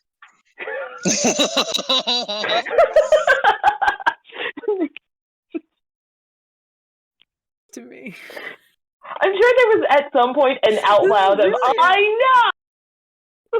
I fucking love it. It's brilliant. It's brilliant, but fucking okay, we're fine. I've been thinking about this the whole time. Everyone's done it aside. I'm just like, can't hear shit. No, that was good. That was good. So you rejoined the party. All right. Do you want to have the silver and Philly sidebar first, or how do you want to do this in order? Well, that depends. Silver, are you still conscious? Or did you pass out? I'm starting to pass out at this point because she's been exhausted and she's just like a little out of it. So, stuff with silver, do it now. She's half asleep. I think Izzy at this point will just kind of intervene and just say, it's fine. You sleep. Okay, I'll sleep. Izzy will cover you up with a blanket. All cuddled up. Wait, I was supposed to talk with Silver there. You can Silver try and wake her up, but it's up to you guys.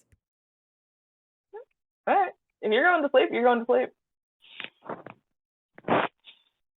What is that phrase? You can certainly try. I was going to say, let sleeping dwarves lie, but sure, we can go with that. Also works. I like that one better. Honestly, yeah, that one's much better.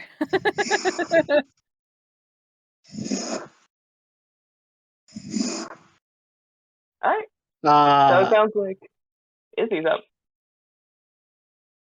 So Izzy, as Izzy kind of passes by Philly, there's a moment as they pass by, and Izzy kind of very subtly gestures, and you hear in your head, I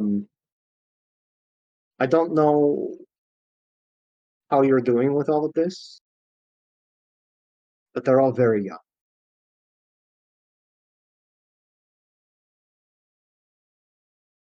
They are.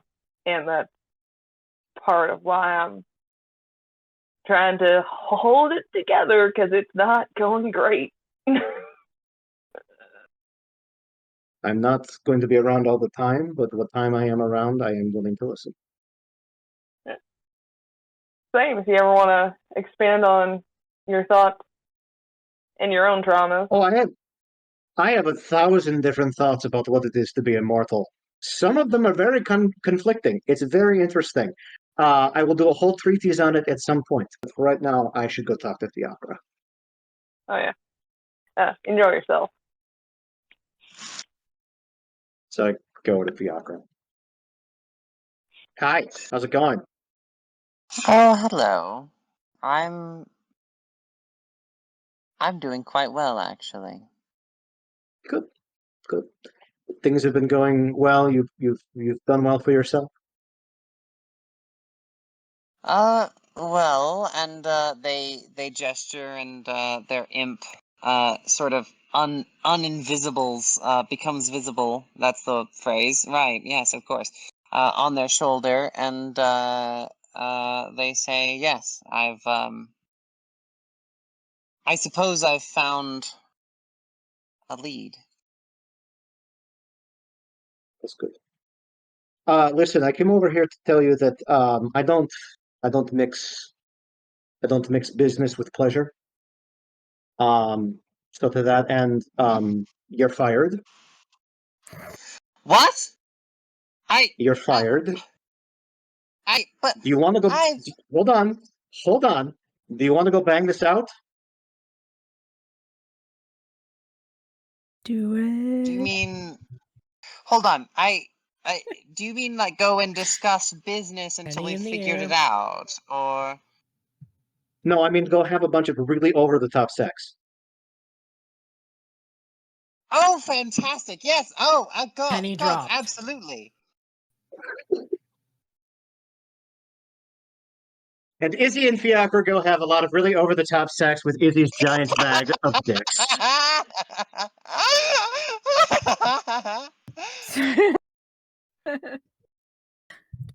And with God that, mumbles, we should have packed fucking earplugs. and with that, I think Who says we didn't? Because Fiacre's loud, right? Like, so. Who says we didn't pack earplugs? Come on now. Fiacre's Give Fiacre's me loud, some. and Izzy has like 15,000 years of experience. So I think with that, if everyone's comfortable, we should probably wrap up because it's 10 o'clock at night. But Hell yeah. Where you are. anyways, thank you guys. Coward. No, what? Do you want to keep going? Okay, the rest of us can continue talking after this point, but for the wonderful viewer, we should probably wrap up. Yeah, it is late. Okay, yes. Do you want to keep going? We can. No, we should wrap it up. Okay. That was a great thing to end on. That's a good All stopping right. point. So thank you guys so much for coming and allowing Katy and I to take over the stream. It's been fun. Mostly Bree, let's be honest here. But we came up with this idea to kind of get some of the RP out of the way before we go to the next session, because I guess we do have a lot of work to get done. So I want to thank you so much, and thank you, Adam / the Blind GM, for joining us and surprising us with a guest spot. But yeah, check us out on our usual scheduled Tuesdays, and until next time, roll safely, or whatever Guild says. Be well. Roll dangerously, take lives. Yeah. And enjoy the tavern. And enjoy the tavern. And enjoy the tavern. Uh-huh. Hey everyone, Guild here, your illustrious director. Thank you so much for watching this, the last episode of Book 1 in the Vanderfall campaign, Tales from the Ten Lands. If you like this content, rejoice in the knowledge that we are not done yet with these characters and their story. So don't forget to subscribe and hit that little bell icon to get notifications whenever we post a new session of the next book in this story, Realm of the Lost Gods.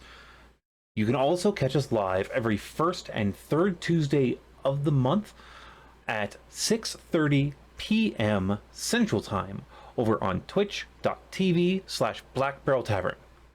So until next time, be well, roll safe, and enjoy the tavern.